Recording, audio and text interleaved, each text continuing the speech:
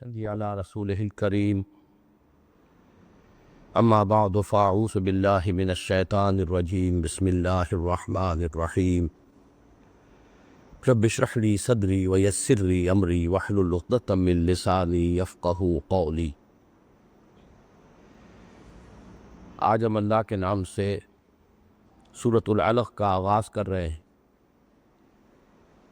میں نے کل اجتماع جمعہ میں تو یہ اعلان کیا تھا کہ کوشش کروں گا کہ ایک نشست میں اس سورہ مبارکہ کا درس مکمل ہو جائے، لیکن ہو سکتا ہے کہ یہ 2 دنوں پر پھیل جائے اور اتوار کو بھی درس ہو۔ اس کے بعد کافی میں نے کوشش کی کہ کسی طریقے سے ایک ہی نشست میں ایسا نقشہ بن جائے گفتگو کا کہ درس کی تکمیل ہو جائے، لیکن آج مجھے محسوس ہوا ایک خاص سبب سے جو میں بعد میں بیان کروں گا کہ یہ تقریباً ناممکن ہے۔ تو ہمیں اس سورہ مبارکہ کا مطالعہ آج اور کل کرنا ہے 2 نشستوں میں۔ اسی لیے میں اس کی صرف 8 آیات کی تلاوت آج کر رہا ہوں، بقیہ 11 آیات کا درس کل ہوگا، ان کی تلاوت بھی کل ہوگی۔ اس طرح آیت سجدہ جو ہے وہ صرف کل آئے گی۔ اعوذ باللہ من الشیطان الرجیم بسم اللہ الرحمن الرحیم اقرأ بسم ربک الذی خلق خلق الانسان من علق اقرأ وربک الاکرم الذی علم بالقلم علم الانسان ما لم يعلم كلا إن الإنسان ليطغى أن رآه استغنى إن إلى ربك الرجعى صدق الله العظيم۔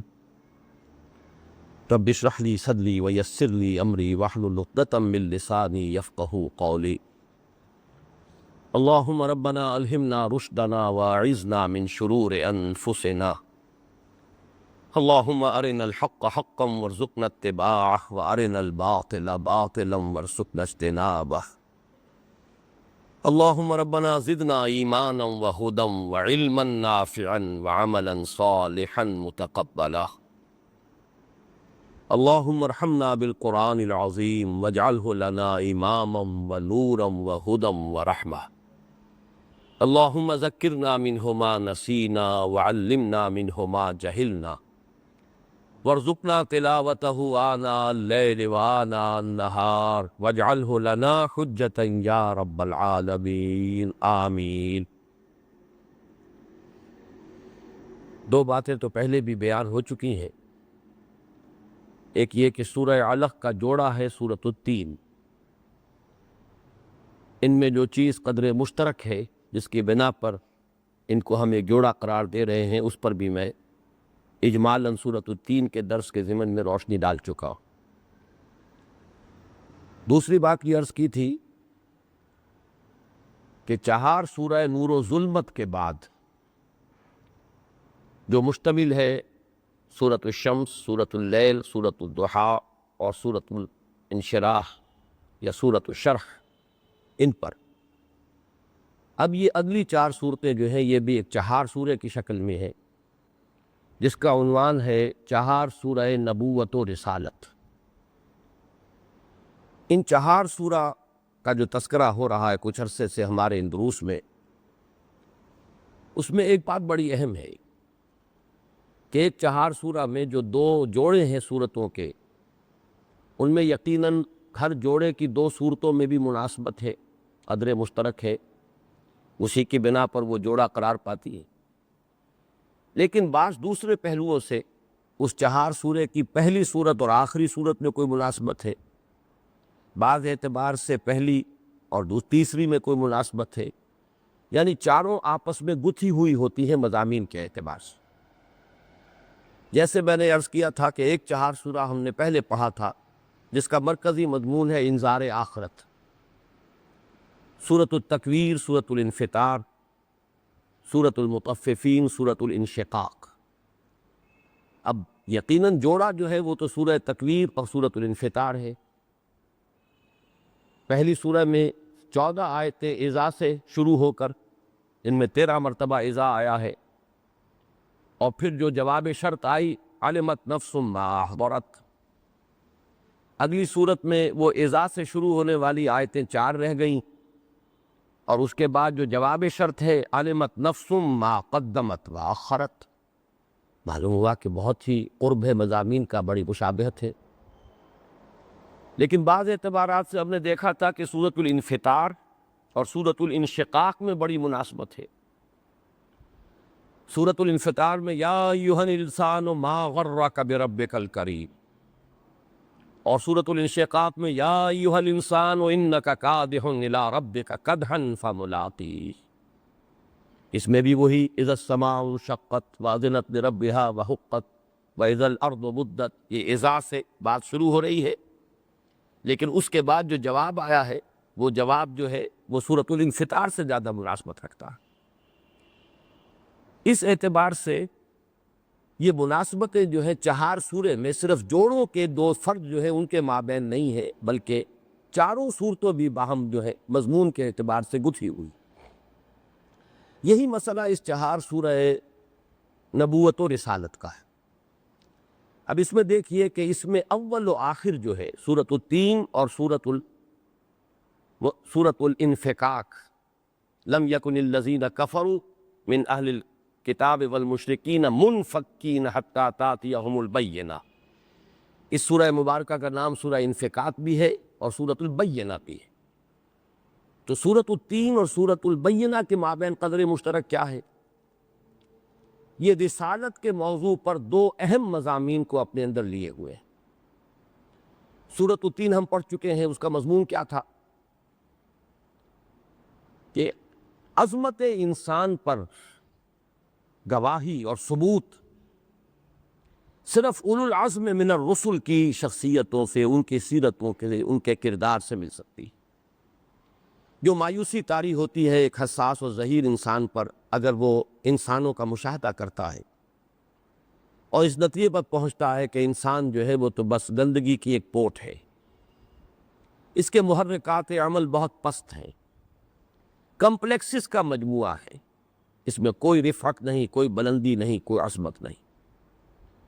اس مایوسی کا علاج ہے سورۃ التین میں، نہیں لقد خلقنا الانسان فی احسن تقویم، یقیناً عظیم اکثریت انسانوں کی ایسے ہی لوگوں پر مشتمل ہے جو حیوانی سطح پر زندگی گزار رہے ہیں، اڈ اور لیبیڈو کے سوا ان کا کوئی اور محرک نہیں ہے زندہ رہنے کا، وہ زندگی نہیں گزار رہے بلکہ زندگی انہیں گزار رہی ہے۔ لیکن یہ نہ سمجھو کہ یہی کچھ ہے ذوق تجلی بھی اسی خاک میں پنہاں، غافل تو نرا صاحب ادراک نہیں ہے، پستی ہی پستی نہیں ہے، بلندی بھی ہے۔ لقد خلقنا الانسان فی احسن تقویم، ثبوت درکار ہے تو ذرا ذہن میں لاؤ ہمارے بندے نوح کو، جو جبل تین پر دعوت دیتا رہا، یا جس کی کشتی جبل جودی کے اوپر جا کر ٹکی، جہاں سے نسل انسانی کا سر نو آغاز ہوا اور پھیلاؤ ہوا اس دنیا میں۔ ہمارے بندے عیسیٰ کا ذرا تصور کرو جو کوہ زیتون پر وعظ کہتا رہا، ہمارے بندے موسیٰ کا تصور کرو جو کوہ طور پر اپنے پروردگار سے ہم کلام ہوا، اور سب سے بڑھ کر ہمارا یہ بندہ محمد صلی اللہ علیہ وسلم تمہارے سامنے ہے۔ انک لعلی خلق عظیم کا ایک بین ثبوت، آخر یہ بھی انسان ہے، گویا کہ عظمت انسانی کا ثبوت اولو العزم من الرسل اپنے وجود سے گویا کہ وہ ایک بین ثبوت ہے کہ انسان میں نری پستی ہی پستی نہیں، بہت بلندی بھی۔ دوسرا مشاہدہ وہ تو میں بعد میں عرض کروں گا کہ وہ تعلق ہے جو کہ سورۃ التین اور سورۃ العلق میں ہے، لیکن اسی وقت وضاحت ہو جائے جب زبان پر بات آ گئی۔ ذہین اور حساس انسانوں کا ایک اور مشاہدہ ہے، ایک تو تھا نا انسان کے داخلی محرکات عمل کے اعتبار سے کہ پستی ہی پستی ہے، ایک ہے اس کا خارجی عمل، ظلم، تعدی، جس کا زور چل جاتا ہے وہ دست درازی کر بیٹھتا ہے۔ یہاں تو یہی نظر آتا ہے جس کی لاٹھی اس کی بھینس۔ ان الانسان لیطغی، طغیان، سرکشی، تعدی، ظلم، استحصال، ایکسپلائٹیشن، ڈومینیشن کا جذبہ، بغیم بینہم، اسی کی کشمکش، یہ سب کچھ جو ہے یہ بھی انسان کو مایوس کرتی ہے۔ لہذا اس کا علاج اور اس کا سبب یہ بیان کیا گیا سورہ علق کی 3 آیات 6، 7 اور 8۔ مشاہدہ تمہارا صحیح ہے، کلا ان الانسان لیطغی، لیکن اس کا ایک سبب بھی ہے، اس کو سمجھ لو، اور جب سبب سمجھ لو گے تو اس کا علاج بھی سمجھ میں آ جائے گا۔ سبب کیا ہے؟ الراہ استغنا، اور علاج کیا ہے؟ ان الی ربک الرجعی۔ تو یہ جو مشاہدہ ہے حساس اور ذہین انسانوں کا، ایک اس اعتبار سے ایک اس اعتبار سے، ایک کا ذکر سورۃ التین میں، ایک کا ذکر سورۃ العلق میں، یہ جوڑا بن گیا، تصویر کے 2 رخ جمع ہو گئے، جوڑا بن گیا۔ لیکن میں عرض کر رہا تھا اول و آخر کے درمیان ربط دیکھیے کہ سورۃ التین میں اولو العزم من الرسل کا ذکر ہے، نوح، عیسیٰ، موسیٰ، محمد صلی اللہ علیہ وسلم وعلیہ الصلوۃ والسلام بطور ثبوت عظمت انسان۔ اور سورۃ البینہ میں رسالت کا مقصد کیا ہے؟ کیوں رسول بھیجے گئے؟ کیا یہ اللہ کی ہابی تھی؟ معاذ اللہ، یہ کوئی مشغلہ تھا؟ کیوں؟ اتمام حجت اور انفکاک کفر، تاکہ انسان جو گڈمڈ ہے، یہ پست اور بالا جو ہے، یہ علیحدہ علیحدہ ہو جائے، ایمان علیحدہ ہو جائے، کفر علیحدہ ہو جائے، انسانیت علیحدہ ہو جائے، حیوانیت جدا ہو جائے۔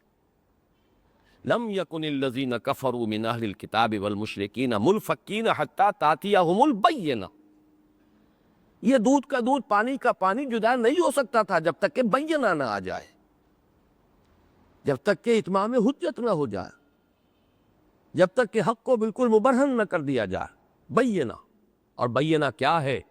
رسول من اللہ یتلو صحفا مطہرۃ فیہا کتب قیمہ، یہ بینہ ہے، ایک رسول اللہ کی طرف سے جو مبعوث ہوا، اور وہ آیا وہ صحیفے پڑھتا ہوا کہ جن میں اللہ کی قائم اور دائم کتابیں ہیں، اس کے احکام ہیں، اس کی ہدایت ہے۔ تو رسول جمع کتاب مل کر بینہ بنتے، یہ ہے در حقیقت وہ مقصد۔ اس بینہ کا مقصد ہے کفر اور ایمان کو، حق اور باطل کو جدا کر دینا، انفکاک ہو جائے۔ اور یہ نہیں ہو سکتا تھا، گڈمڈ رہتے یہ جب تک کہ بینہ نہ آ جاتی، اور بینہ مشتمل ہے رسول جمع کتاب پر۔ گویا کہ سورۃ التین اور سورۃ البینہ آپس میں مربوط ہو گئی۔ اب دیکھیے سورہ علق جو دوسری سورت ہے اشتہار سورہ کی، اور سورۃ القدر جو تیسری ہے، عجیب ان میں ربط ہے۔ 5 آیات سورہ علق کی آغاز وحی، یہ گویا کہ اساس ہے رسالت محمدی کی صلی اللہ علیہ وسلم، ظہور نبوت محمدی جو کہ اساس اور بنیاد ہے رسالت محمدی کی صلی اللہ علیہ وسلم۔ پہلے نبوت جو ہے اس کا ظہور ہوا ہے ان آیات سے، تبھی تو اس کے بعد جا کر رسالت پر فائز ہوئے، اور اس پر تقریباً اجماع ہے مفسرین کا اور محققین کا کہ سورۃ العلق کی ان 5 آیات سے حضور کی نبوت ظاہر ہو گئی، اور سورۃ المدثر کی 7 آیات سے آپ منصب رسالت پر فائز کر دیے گئے، اس لیے کہ تبلیغ کا حکم وہاں ہے، یہاں نہیں۔ قم فانذر وربک فکبر، کھڑے ہو جاؤ، کمر کس لو، انذار کرو، خبردار کرو، اور اپنے رب کی تکبیر کے اندر جد و جہد میں منہمک ہو جاؤ۔ 5 آیتیں، اور سورۃ القدر کل 5 آیات پر مشتمل ہے، اور وہ اس میں مضمون کیا ہے؟ نزول قرآن، جو ظہور نبوت کا ذریعہ بنا۔ انا انزلناہ فی لیلۃ القدر وما ادراک ما لیلۃ القدر لیلۃ القدر خیر من الف شہر۔ اس طریقے سے یہ 2 جو ہیں صورتیں درمیان کی اس 4 سورہ کی، دوسری سورت سورۃ العلق 5 آیتیں ابتدائی، تیسری سورت جو کل 5 آیات پر مشتمل ہے سورۃ القدر، باہم نہایت مربوط۔ البتہ وہ جو ہے زوجیت کی نسبت جو ہے وہ تو پھر سورۃ القدر اور سورۃ البینہ میں آئے گی، اس لیے کہ سورۃ البینہ میں فرمایا گیا رسول یتلو صحفا مطہرۃ، یہ بینہ کا جزو لازم ہے، اور وہی ہے کہ جس کا ذکر سورۃ القدر میں ہے، انا انزلناہ فی لیلۃ القدر وما ادراک ما لیلۃ القدر رسول من اللہ یتلو صحفا مطہرۃ فیہا کتب قیمہ۔ اس طرح یہ 4 صورتیں جو ہیں باہم بڑی مربوط ہیں، اور جیسا کہ میں نے عرض کیا اس کا عنوان اپنے ذہن میں قائم کر لیجئے، 4 سورہ نبوت و رسالت۔ پچھلا 4 سورہ تھا 4 سورہ نور و ظلمت، اب دوسری بحث جو ہے آج کے اس درس میں وہ یہ ہے کہ جہاں سورۃ العلق اس چہار سورہ کی سورت نمبر 2 ہے، وہیں اس کا ایک اور سلسلہ جوڑتا ہے 3 اور سورتوں سے، اور ان سے مل کر بھی ایک چہار سورہ وجود میں آیا ہے۔ وہ ایک جگہ پر نہیں ہے، متفرق ہے، منتشر ہے قرآن میں، اور وہ ہے ترتیب نزولی کے اعتبار سے۔ اس پر تقریباً اجماع ہے امت کا، یہ میں بعد میں ذرا تفصیل سے بھی عرض کروں گا کہ پہلی وہی 5 آیات پر مشتمل ہے جو سورۃ العلق کے شروع میں ہے۔ اقرأ بسم ربک الذی خلق، خلق الانسان من علق، اقرأ وربک الاکرم الذی علم بالقلم، علم الانسان ما لم یعلم۔ بعد میں جو ابتدائی وحی ہیں، اس کے بعد دوسری کون سی، پھر تیسری کون سی، پھر چوتھی کون سی، کہیں کہیں تھوڑا تھوڑا اختلاف ہے، لیکن بہت سے حضرات کا جو اتفاق ہے وہ اس پر ہے کہ دوسری وحی سورۃ النون یا سورۃ القلم، اس کی ابتدائی 7 آیات ہے۔ تیسری وحی سورۃ المزمل کی ابتدائی 7 آیات ہیں۔ چوتھی وحی سورۃ المدثر کی ابتدائی 7 آیات ہیں۔ پانچویں وحی سورۃ الفاتحہ ہے جو مکمل، وہ بھی 7 آیات پر مشتمل ہے۔ یہ 7 کا ہندسہ بہت اہم ہے، اور ایک رائے یہ ہے کہ چھٹی وحی وہ سورۃ اللہب ہے، تبت یدا ابی لہب وتب، وہ پھر 5 آیتوں پر مشتمل ہے۔ 5 7 7 7 7 پھر 5۔ اس میں جیسا کہ میں نے عرض کیا کہ اختلاف رائے موجود ہے۔ جہاں تک پہلی وحی کا تعلق ہے اس پر تقریباً اجماع ہے، بعد میں اختلاف ہے، لیکن مجھے ان حضرات کی رائے سے بڑا شدید اتفاق رہا ہے جن کے نزدیک ترتیب یہ ہے: پہلی وحی سورہ علق کی 5 آیات، دوسری وحی سورہ نون یا سورہ قلم کی 7 آیات، تیسری وحی سورہ مزمل کی 7 آیات ابتدائی، چوتھی وحی سورہ مدثر کی 7 آیات، پانچویں وحی کامل سورہ فاتحہ، چھٹی وحی سورۃ اللہب۔ لیکن مجھے خوشی ہوئی ہے چونکہ اس سورہ مبارکہ کے درس کے لیے میں نے خاصا مطالعہ کیا ہے، کافی تفاسیر کی وقت گردانی کی ہے، ایک خصوصی دلچسپی، ایک محبت مجھے اس سورہ مبارکہ سے رہی۔ ویسے تو قرآن مجید کے ایک ایک حرف سے ہمیں مناسبت ہونی چاہیے، لیکن یہ کہ کچھ ذوقی فرق ہوتا ہے، ہر شخص کا ایک مزاج ہے، ایک افتاد ہے جو اللہ نے اس کی بنائی ہے۔ خود نبی اکرم صلی اللہ علیہ وسلم کو بعض صورتوں سے خصوصی ایک محبت، خصوصی لگاؤ، بعض آیات سے بہت آپ کو مناسبت۔ سورہ آل عمران کی آخری رکوع کی 11 آیات، آپ رات کو اٹھتے تھے تہجد کے لیے تو آنکھ کھلتے ہی وہ آیات آپ کی زبان پر جاری ہو جاتی تھی۔ ان فی خلق السماوات والارض واختلاف اللیل والنہار لآیات لأولی الالباب۔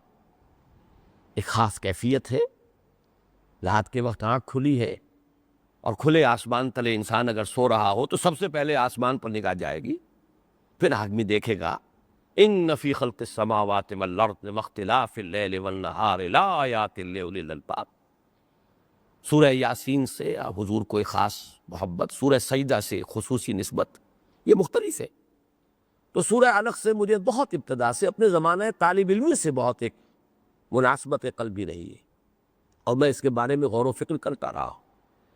ان دنوں بلکہ میں نے بڑی مشکل سے ایک کتاب تلاش کی جو اسی سورہ علق پر ایک مصری کسی جدید عالم جو ہے آج کل کے محققین میں سے، انہوں نے پوری کتاب لکھی ہے سورۃ العلق پر، اور اس میں بعض چیزیں تھیں جو میں نے کبھی پڑھی تھی آج سے لگ بھگ 20 سال پہلے، لیکن اب مجھے اس کا حوالہ درکار تھا اور وہ کتاب مجھے نہیں مل رہی تھی، تو بڑی مشقت کرنی پڑی ہے، بڑے انبار جو ہے اپنی کتابوں کے کھنگال کر وہ کتاب نکالی ہے، پھر میں نے اس کو دیکھا ہے تو میں یہ عرض کر رہا تھا کہ مجھے خوشی جو ہوئی ہے خاص ان دنوں میں وہ یہ ہے کہ اہل سنت کے جو متفق علیہ اور جو بہت ہی سب کے نزدیک بہت ہی قابل احترام مفسرین ہیں، ان میں سے علامہ آلوسی صاحب تفسیر روح المعانی، انہوں نے بھی اتفاق کیا ہے کہ ترتیب یہی ہے: سورۃ العلق، پھر سورہ نون، پھر سورہ مزمل، پھر سورہ مدثر۔ اس سے مجھے بہت خوشی ہوئی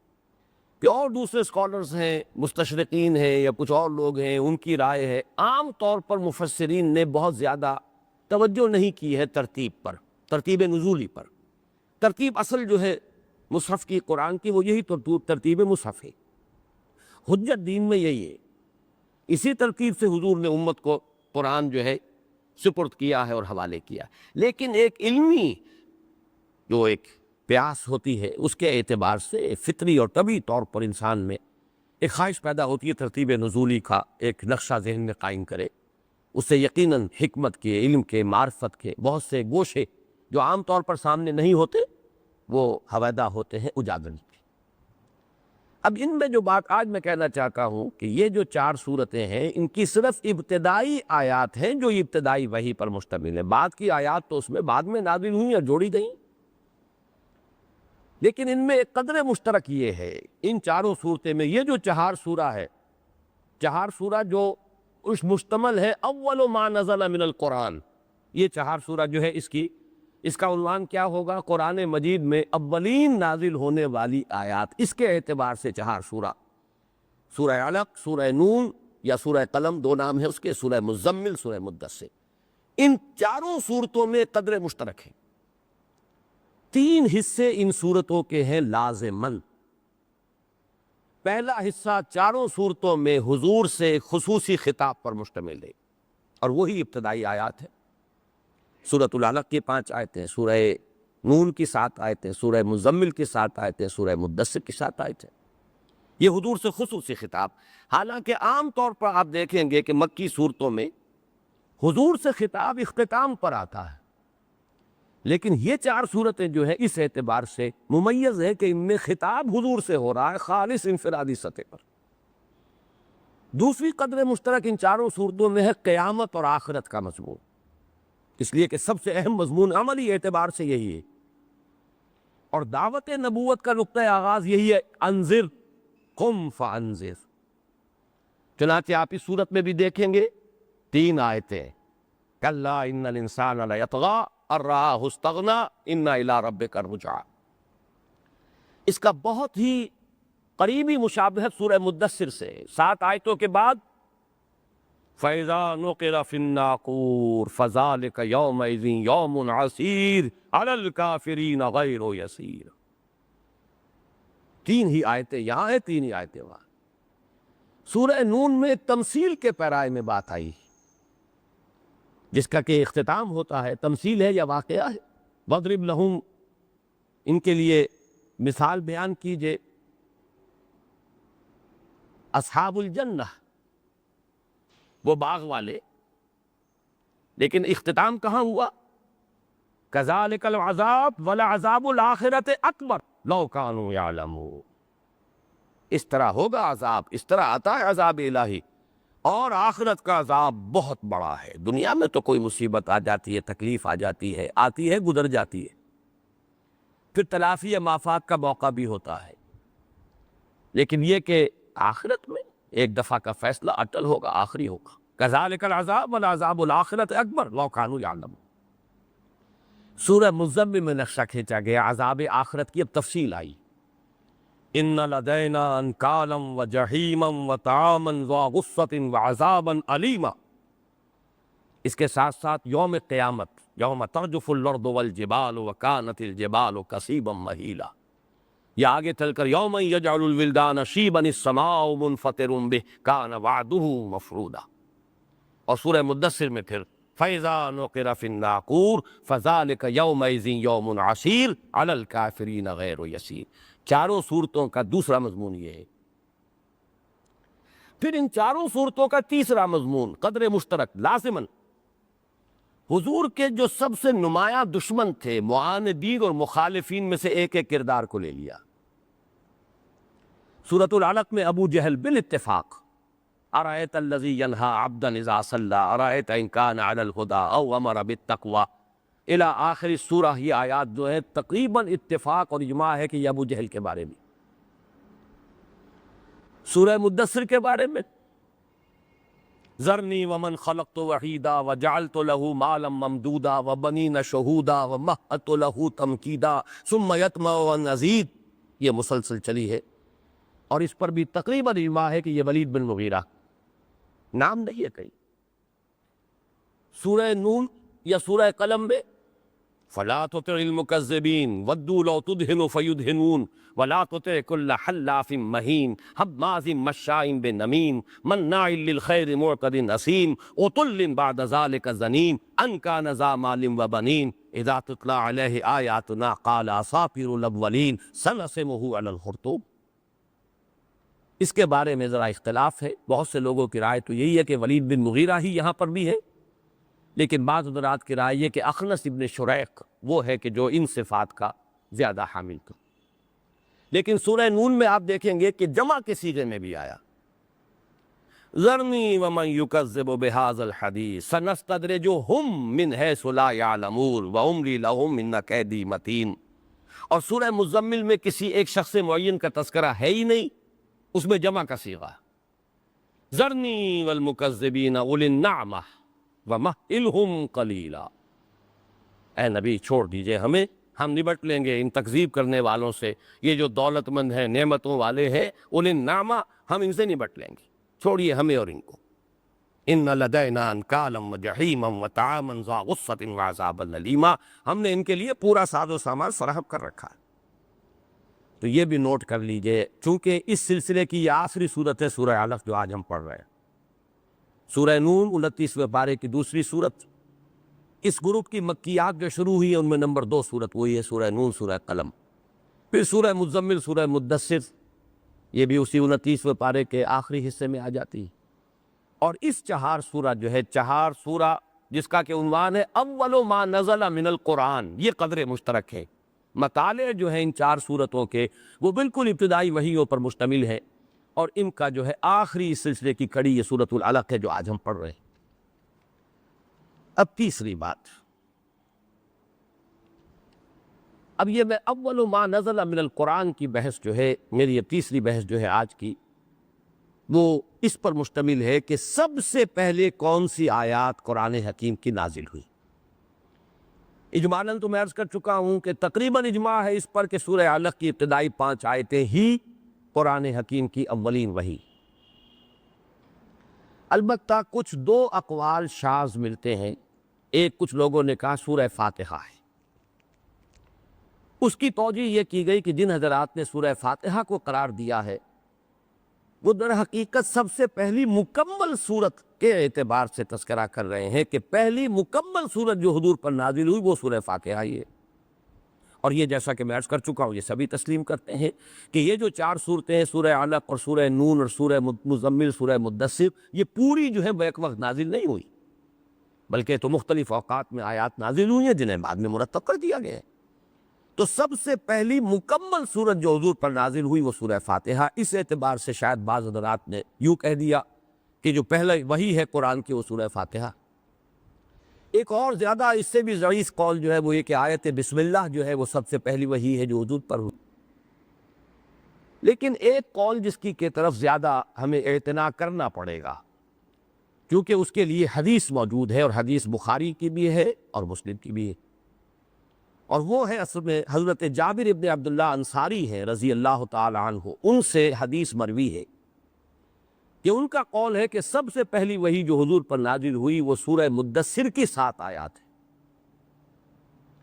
اب حضرت جابر ابن عبداللہ انصاری رضی اللہ تعالی عنہ سے ہمیں 2 روایتیں ملتی ہیں، ایک متفق علیہ ہے یعنی بخاری میں بھی ہے، مسلم میں بھی ہے، اور ایک صرف بخاری میں ہے۔ جو صرف بخاری میں ہے وہ امام بخاری حضرت یحییٰ سے روایت کر رہے ہیں، وہ حضرت وقیع سے، وہ علی ابن مبارک سے، وہ یحییٰ ابن ابی کثیر سے، اور وہ ابو سلمہ ابن عبد الرحمن سے۔ یہ روایت یہ ہے کہ حضرت ابو سلمہ سے کسی نے پوچھا سب سے پہلی وحی کون سے نازل ہوئی؟ انہوں نے کہا کہ سورہ مدثر کی 7 آیتیں۔ سائل نے پوچھا کہ ہمیں تو یہ بتایا گیا ہے کہ سورہ علق کی 5 آیتیں نازل ہوئی۔ تو حضرت ابو سلمہ نے فرمایا کہ بھائی میں تو تمہیں وہی بتا رہا ہوں کہ جو مجھے حضرت جابر ابن عبداللہ نے بتایا تھا جو صحابی رسول ہیں، انہوں نے بتایا تھا کہ ان سے بھی یہی سوال کیا گیا تھا جو تم نے مجھ سے کیا، انہوں نے بھی وہی جواب دیا تھا جو میں نے دیا، اس پر وہی اعتراض ان پر بھی ہوا تھا جو تم نے مجھ پر کیا ہے، اور اس کا جواب انہوں نے یہ دیا تھا حضرت جابر نے کہ بھائی میں تو تمہیں وہی بات بتا رہا ہوں کہ جو ہمیں محمد نے بتائی صلی اللہ علیہ وسلم، اور وہ یہ ہے کہ میں جبل ہرا سے اتر رہا تھا اور آواز آئی یا محمد صلی اللہ علیہ وسلم۔ میں نے دیکھا دائیں بائیں کوئی نظر نہیں آیا، مجھے خوف ہوا، پھر میں نے آگے بڑھا کچھ، پھر آواز آئی یا محمد، پھر دیکھا ادھر ادھر کوئی نظر نہیں آیا اور خوف ہو گیا، اور ایک طرح کی ایک کیفیت مجھ پر طاری ہوئی۔ پھر یہ کہ تیسری مرتبہ پھر آئی آواز یا محمد۔ اب میں نے جو نگاہ اٹھا کر دیکھا تو جبرائیل وہ مجھے نظر آئے آسمان پر، اور پھر مجھ پر جو لرزہ طاری ہوا، میں گھر آیا، میں نے اپنی اہلیہ سے کہا زملونی زملونی، تو پھر یہ صورت نازل ہوئی یا ایھا المدثر قم فانذر وربک فکبر وثیابک فطہر۔ اس وجہ سے میں یہ سمجھتا ہوں کہ پہلی وحی جو نازل ہوئی ہے وہ یہی ہے، سورہ مدثر کی ابتدائی 7 آیا۔ لیکن یہ کہ حضرت جابر بن عبداللہ ہی سے دوسری روایت جو متفق علیہ ہے، اس کا سلسلہ یہ ہے کہ بخاری اور مسلم اسے نقل کر رہے ہیں حضرت عقیل سے، وہ ابن شہاب زہری سے، اور وہ پھر وہی ابو سلمہ ابن عبد الرحمن سے، اور وہ جابر ابن عبداللہ رضی اللہ تعالی عنہ انصاری جو ہے ان سے۔ اس میں جو ہے واقعہ یہ بیان کیا گیا ہے، لیکن مزید تفصیل یہ ہے کہ حضرت جابر کا قول نقل ہوا ہے کہ حضور نے ہمیں یہ بات بتائی اور آپ فترت وحی کا تذکرہ کر رہے تھے، اور آپ نے تفصیل جب بیان کی تو اس میں یہ الفاظ بھی بیان فرمائے کہ فَإِذَا الْمَلَكُ الَّذِي جَاءَنِي بِحِرَا، میں نے دیکھا اچانک کہ وہ آسمان پر افق پر وہی فرشتہ موجود ہے جو میرے پاس غار حرا میں آیا تھا۔ اب اس سے گویا کہ داخلی شہادت مل گئی کہ فرشتے سے ملاقات پہلے ہو چکی ہے، پہلے جو ہے حضرت جبرائیل سے حضور کی ملاقات ہو چکی ہے، تو پہلی وحی کیسے ہوئی ہے جو اس واقعے کے بعد ہو رہی ہے؟ اور اسی طریقے سے اس سے کیونکہ فترت وحی کا تذکرہ ہے تو یہ ثابت ہو گیا کہ اصل میں فترت وحی کے بعد پہلی وحی جو نازل ہوئی ہے وہ سورہ مدثر کی 7 آیات ہے۔ یہ ہے توجیہ کہ جو پہلی روایت کے اندر چونکہ اجمال ہے، تفصیل نہیں ہے، اس وجہ سے اس کی بنا پر بعض لوگوں نے رائے قائم کر لی پہلی جو روایت ہے اس کے اعتبار سے کہ شاید مطلقاً پہلی وحی جو ہے وہ سورہ مدثر کی آیات ہیں، لیکن حضرت جابر عبداللہ سے ہی ابن عبداللہ رضی اللہ تعالیٰ عنہ سے یہ دوسری حدیث جو متفق علیہ ہے اس نے اخنا کھول دیا۔ اور یہاں سے ایک اصولی بات بھی پہچان لیجئے، علم حدیث کے ضمن میں یہ بہت اہم بات ہے، اور اس کا سب سے بڑا ثبوت اور مظہر ہمارے سامنے آتا ہے جس کو ام السنہ کہا گیا ہے، حدیث جبرائیل۔ ایک ہی واقعہ ہے جس کو کی روایت کی حضرت عمر نے بھی، حضرت ابو ہریرہ نے بھی، عبداللہ ابن عمر نے بھی، عبداللہ ابن عباس نے بھی رضی اللہ تعالیٰ عنہم اجمعین، لیکن یہ کہ ایسنس تو ایک ہی ہے، تفصیل میں فرق ہے۔ تو چونکہ حدیث جو ہے وہ لفظاً نہیں ہے اس طریقے سے محفوظ جیسے کہ قرآن محفوظ ہے، وہ معنی تو اس کا محفوظ ہے، اس کا ایسنس، اس کا مضمون، اس کا حاصل، اس کا لب لباب، لیکن یہ کہ ہر لفظ جو ہے اس کا، جیسے کہ قرآن کی وحی جو ہے اس کا ہر لفظ، ہر حرف جو ہے وہ محفوظ ہے، حدیث کا معاملہ وہ نہیں ہے۔ اکثر و بیشتر حدیث جو ہے وہ روایت بالمعنی پر مشتمل ہے، اس لیے کہ ایک ہی واقعے کو 4 صحابی بیان کر رہے ہیں اور چاروں کے بیان میں تھوڑا تھوڑا فرق ہے، اور وہ حدیث بھی معمولی نہیں، بہت ہی غیر معمولی واقعہ حضرت جبرائیل کی آمد انسانی شکل میں مجمع عام میں، اور وہ سب نے اس کے بھی دیکھا ہے، سبھی شاہد ہیں ایک ہی واقعے کے، لیکن بیان میں فرق ہو رہا، اور فطری بات ہے انسان کا بیان۔ ابھی آپ 4 آدمیوں کو بٹھا کر ایک کمرے میں ایک بات کہیے، چاہے کتنی ہی مختصر بات کہیں، اور ان چاروں کو پھر باہر لے جائیے، علیحدہ علیحدہ پوچھئے، ان کے بیان کرنے میں کچھ نہ کچھ فرق ہو جائے، یہ انسان کا معاملہ ہے، طبعی ایک معاملہ ہے۔ تو اس اعتبار سے کوئی حدیث کے اوپر اعتماد میں کمی پیدا نہیں ہوتی اس سے۔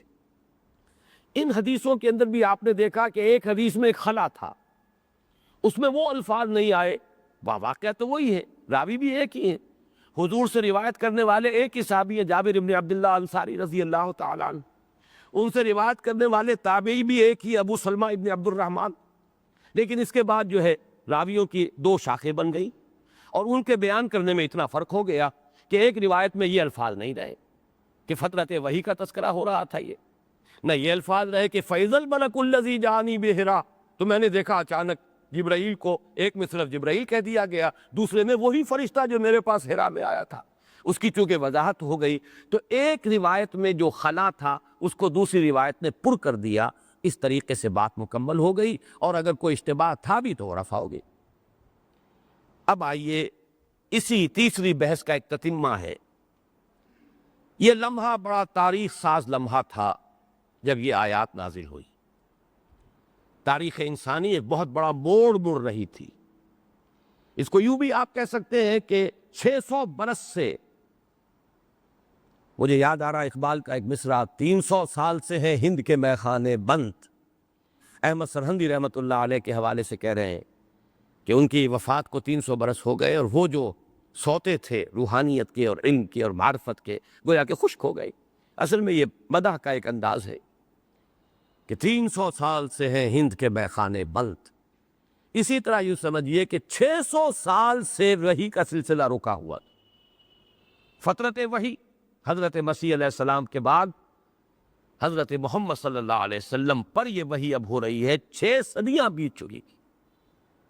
سن 30 عیسوی میں اگر حضرت مسیح کو اٹھایا گیا ہے رفع سماوی، جیسا کہ عام خیال ہے، اس لیے کہ سن عیسوی کا آغاز ہوتا ہے حضرت مسیح کی ولادت سے، اور تقریباً اندازہ یہ ہے کہ سن 30 برس کی عمر میں آپ کی نبوت کا ظہور ہوا. 3 برس تک آپ نے دعوت نبوت جو ہے وہ جاری رکھی. 33 برس کی عمر میں آپ اٹھا لیے گئے رفع سماوی. تو سن 33 عیسوی سے لے کر سن 610 عیسوی تک دروازہ بند رہا وحی کا، سلسلہ وحی منقطع رہا. اس کے بعد 600 برس کے بعد اب یہ کھڑکی دوبارہ کھلی ہے، اور آخری مرتبہ کھلی ہے. اس کے بعد یہ فترت مستقل ہونے والی ہے، یہ کھڑکی بند ہونے والی ہے، وحی کا سلسلہ ختم ہونے والا ہے. لیکن یہ وحی کس قدر عظیم تھی، کتنی پروفاؤنڈ تھی. یہ لفظ انگریزی کا جو ہے واقعہ یہ ہے کہ اس کا جو سینس ہے اس کو سمجھے، پروفاؤنڈ. اس نے کس قدر تاریخ انسانی پر اثر ڈالا ہے، جس کے لیے ایک شہادت کافی ہے، اور شہادت وہی کہ جو غیر دے. الفضل ما شہدت بہ الاعداء، اصل فضیلت تو وہی ہے جس کی گواہی دشمن دے. غیر اگر گواہی دیتا ہے کسی کی عظمت کی تو وہ تو واقعی بات جو ہے قابل توجہ ہے. اپنا تو مدح کرے گا ہی. عقیدت اور محبت کی آنکھ تو عظمت اور خیر ہی دیکھتی ہے، بھلائی ہی دیکھتی ہے. لیکن یہ کہ جو ڈاکٹر مائیکل ہارٹ نے بات کہی ہے، تاریخ انسانی کی عظیم ترین شخصیت محمد صلی اللہ علیہ وسلم، اور اس لیے سپریملی سکسیسفل ایک انسان، ایک ہی انسان ہے. He is the only person supremely successful in both the religious and the secular fields. یہ 2 میدان ہیں انسانی زندگی کے، روحانی، مذہبی، اخلاقی. یہ ایک میدان، سیاسی، تمدنی، سلطنت، فتوحات، یہ دوسرا میدان. وہ کہتا ایک ہی انسان ہے تاریخ انسانی کا جو ان دونوں میدانوں میں نہایت کامیاب، سپریملی سکسیسفل. باقی تو کامیابیاں آپ کو منقسم نظر آئیں گی. کوئی روحانیت کے میدان میں اونچا مقام رکھتا ہے تو سیاست کے میدان میں کورا، یا یہ کہ تمدن کے میدان میں، یا کوئی فتوحات کے میدان میں، یا حکومت کے میدان میں قدم ہی نہیں رکھا، جس کی مثالیں گوتم بدھ اور حضرت مسیح علیہ السلام. یا یہ کہ بہت بڑے شہنشاہ ہوئے اور بہت بڑے فاتح ہوئے، اٹیلا جیسا فاتح اور سکندر اعظم جیسا فاتح، لیکن اخلاق اور روحانیت کے میدان میں یہ کہا کرتا ہوں کہ صرف 0 سے بھی کام نہیں بنتا، کوئی مائنس ویلیو لانی پڑے گی. ایک ہی شخص ہے، ایک ہی شخصیت ہے جو دونوں میدانوں میں سپریملی سکسیس ہو. اور اس تاریخ کا جو یہ دور ہے، اس کا آغاز ہو رہا ہے ان لمحوں سے جبکہ اس وحی کا نزول ہوا ہے محمد رسول اللہ صلی اللہ علیہ وسلم. تو اس میں ایک دلچسپی کا پہلو یہ ہے کہ یہ کب ہوا ہے یہ واقعہ. اس میں نوٹ کر لیجئے کہ اس پر تقریباً اتفاق ہے کہ جو شمسی اور عیسوی کیلنڈر ہے اس کے اعتبار سے سن 610 عیسوی تھا. اس میں کوئی شک نہیں. مہینہ یا جولائی اور یا اگست، اس میں اختلاف ہے. بعض حضرات کے نزدیک 10 جولائی 610 عیسوی یہ ہے اس وحی کے نزول کی تاریخ عیسوی کیلنڈر سے اور شمسی کیلنڈر سے. قمری کیلنڈر سے 13 قبل ہجرت، جیسے آپ BC کہتے ہیں، بیفور کرائسٹ، قبل مسیح. تو قبل ہجرت 13 سال، یعنی ہجرت سے 13واں سال جو قبل ہے، یہ عام الفیل بھی کہلاتا ہے. عام الفیل سے لیں گے تو 40 عام الفیل. عام الفیل میں حضور کی پیدائش ہوئی ہے. تو ہجرت سے قبل کو ہم اس سے بھی گنتی کرتے ہیں۔ عام الفیل وہ واقعہ جو ہوا، الم تر کیف فعل ربک باصحاب الفیل الم یجعل کیدہم فی تضلیل وارسل علیہم طیرا ابابیل، یہ ہے عام الفیل۔ تو سن 40واں سال ہے عام الفیل پر، اس لیے کہ آپ کا پیدائش کا سن جو ہے وہی ہے جو عام الفیل ہے، یا یہ کہ قبل ہجرت 13 کا قبل ہجرت قاف ہے، قاف بین کی بجائے یہاں قاف ہے لکھیے، اور اس میں بھی تقریباً اتفاق ہے کہ یہ رمضان کا مہینہ تھا، البتہ رمضان کی کون سی تاریخ تھی اس میں اختلاف ہے، چونکہ عام طور پر خیال یہ ہے کہ لیلۃ القدر جو ہے 27ویں شب کو ہوتی ہے، لہذا بعض حضرات کے نزدیک یہ 27ویں شب ہے، لیکن اس سے پہلے جو بھی کچھ میرا مطالعہ رہا ہے، آج میں اس کا حوالہ تلاش نہیں کر سکا، اس حوالے کے اعتبار سے اپنی یادداشت سے صرف عرض کر رہا ہوں کہ 24ویں شب جو ہے اس پر زیادہ لوگوں کا اتفاق ہے، لیکن ایک رائے دی ہے ایک اور صاحب نے، جن کی حال ہی میں سیرت کی ایک کتاب جو ہے وہ منظر عام پر آئی ہے، الرحیق المختوم، یہ بھارت کے ایک اہل حدیث عالم دین ہے، بڑی پیاری کتاب لکھی انہوں نے، اور چونکہ وہ اہل حدیث ہیں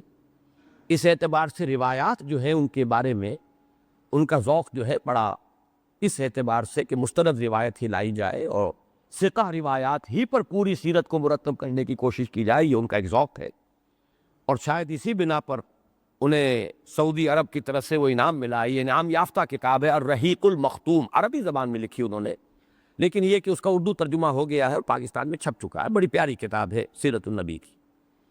تو وہ جو اس کے مصنف ہیں انہوں نے اپنی کچھ تحقیق کر کے 21ویں شب قرار دی۔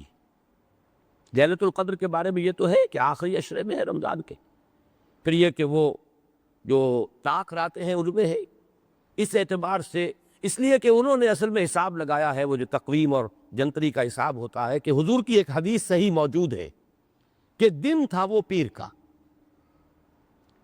تو یہ دوشنبہ جس کو کہتے ہیں یوم الاثنین، اس روز ہی حضور کی ولادت ہوئی ہے، پیر کا دن حضور کی سیرت میں اس اعتبار سے نمایاں ہے، ہجرت کا دن بھی جو مدینے پہنچنے کا دن ہے وہ بھی پیر کا دن ہے، اور اسی طریقے سے ولادت پیر کا دن ہے، انتقال بھی پیر کے دن ہوا ہے، اور یہ جو آغاز وحی ہے یہ بھی ایک روایت موجود ہے کہ پیر کے دن، تو اس اعتبار سے جب انہوں نے حساب لگایا تو انہیں 21 رمضان مبارک 13 قبل ہجری یہ تاریخ انہوں نے معین کی ہے۔ میں بہرحال ان چیزوں کا ماہر نہیں ہوں، میں نے صرف آراء آپ تک پہنچا دی ہیں، اس سے آگے میں اس کے بارے میں کوئی حتمی رائے نہیں دے سکتا۔ اب آئیے آج کی چوتھی بحث جو بہت ہی اہم اور بہت دلچسپ، اور اس کے ضمن میں ایک حدیث ایسی ہے جس کے بارے میں آج میرے ذہن میں یہ بات آئی کہ جن لوگوں کو اس حدیث سے کوئی محبت نہیں، یا جنہوں نے اس حدیث سے اعتناء نہیں کیا یا اعراض کیا یا استغنا کیا، میری یہ رائے ہے اور میں یہ کہنے پر مجبور ہوں کہ نہ انہیں علم حدیث سے کوئی دلچسپی ہے، نہ سیرت النبی سے کوئی دلچسپی ہے صلی اللہ علیہ وسلم، نہ علم الحقائق سے کوئی مناسبت ہے، اس لیے کہ یہ حدیث جو ہے کیف کان بدء الوحی ایک بڑا اہم موضوع ہے، وحی کا آغاز کیسے ہوا۔ ظاہر بات ہے کہ جسے بھی علم الحقائق سے دلچسپی ہوگی، وحی کی حقیقت کیا ہے، وحی کا آغاز کیسے ہوا، یہ ایک اہم مسئلہ ہے۔ فلسفیانہ ذہن رکھنے والا شخص، حکمت سے دلچسپی رکھنے والا شخص، علم الحقائق سے دلچسپی رکھنے والا شخص، وہ تو ظاہر بات ہے کہ ان ایشوز سے تو وہ سب سے زیادہ جو ہے اس کا ایک ذہنی ربط ہوگا، اس کے بارے میں غور و فکر کرے گا۔ تو جن کو ان حدیثوں سے کوئی مناسبت نہیں، جو اس کا تذکرہ تک نہیں کرتے، معلوم ہوتا ہے کہ نہ انہیں علم الحقائق سے کوئی مناسبت ہے نہ سیرت النبی سے۔ کتنا اہم واقعہ ہے سیرت کا، آغاز وحی، اس کے ضمن میں بھی جو احادیث آ رہی ہیں، اور اتنی صحیح حدیث، حضرت عائشہ اس کی راویہ ہو رضی اللہ تعالی عنہا ام المومنین، پھر یہ کہ امام احمد ابن حنبل اسے لائے ہو، پورا سلسلہ جو ہے قوی ہو، متفق علیہ ہو، بخاری اور مسلم دونوں نے ان کی صحت پر اتفاق کیا، لیکن اس حدیث کا تذکرہ بھی نہ کرے، اس کی طرف بھی انسان کو رغبت نہ ہو۔ تو میں دہرا رہا ہوں یہ الفاظ کہ نہ اسے حدیث نبوی سے کوئی دلچسپی ہے، نہ سیرت النبی صلی اللہ علیہ وسلم سے کوئی دلچسپی ہے، اور نہ ہی علم الحقائق سے کوئی مناسبت ہے۔ تو کیف کان بدء الوحی کے ضمن میں ایک اب حدیث ہے، اسی لیے میں نے عرض کیا تھا کہ آج کا درس جو ہے وہ ان 8 آیتوں سے آگے نہیں بڑھ سکے گا، اس لیے کہ میں وہ حدیث لفظ بلفظ آپ کو سنانا چاہتا۔ کیف کان بدء الوحی، وحی کا آغاز کیسے ہوا۔ یہ حدیث جو متفق علیہ ہے، اور یہ الفاظ جو میں آپ کو سنا رہا ہوں، یہ بخاری کی روایت کے ہیں۔ راویہ اس کی ہیں ام المومنین حضرت عائشہ صدیقہ رضی اللہ تعالی عنہا۔ ان سے روایت کرنے والے ہیں ان کے بھانجے عروہ ابن زبیر رضی اللہ تعالی عنہما۔ حضرت عائشہ کی بڑی ہمشیرہ حضرت اسماء، ان کے شوہر حضرت زبیر، حضرت زبیر کے بیٹوں میں عبداللہ ابن زبیر بھی ہیں۔ ان سے ایک دوسری روایت ہے، اس کا تذکرہ میں بعد میں کروں گا۔ اور ایک ان کے بھانجے جو حضرت عائشہ کے حضرت زبیر کے صاحبزادے حضرت اسماء کے صاحبزادے، وہ عروہ ابن زبیر ہے۔ تو حضرت عروہ جو ہیں حضرت عائشہ سے ان کے اپنے حقیقی بھانجے روایت کر رہے ہیں۔ ان عائشہ ام المومنین رضی اللہ تعالی عنہا انہا قالت، دو فرماتی ہیں، اول ما بدأ به رسول اللہ صلی اللہ علیہ وسلم من الوحی الرؤیا الصالحہ فی النوم۔ نبی اکرم صلی اللہ علیہ وسلم پر وحی کی ابتدا اس صورت میں ہوئی کہ آپ نیند کی حالت میں سچے اور اچھے خواب دیکھتے تھے۔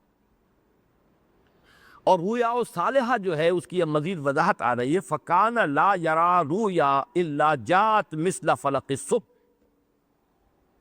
کیفیت یہ ہو گئی تھی کہ جو خواب بھی آپ دیکھتے تھے رات کے وقت نیند میں، وہ واقعات جو کہ تو ظہور پذیر ہو جاتے تھے، یعنی آنے والے دنوں میں بالکل جیسے صبح طلوع ہو جاتی ہے۔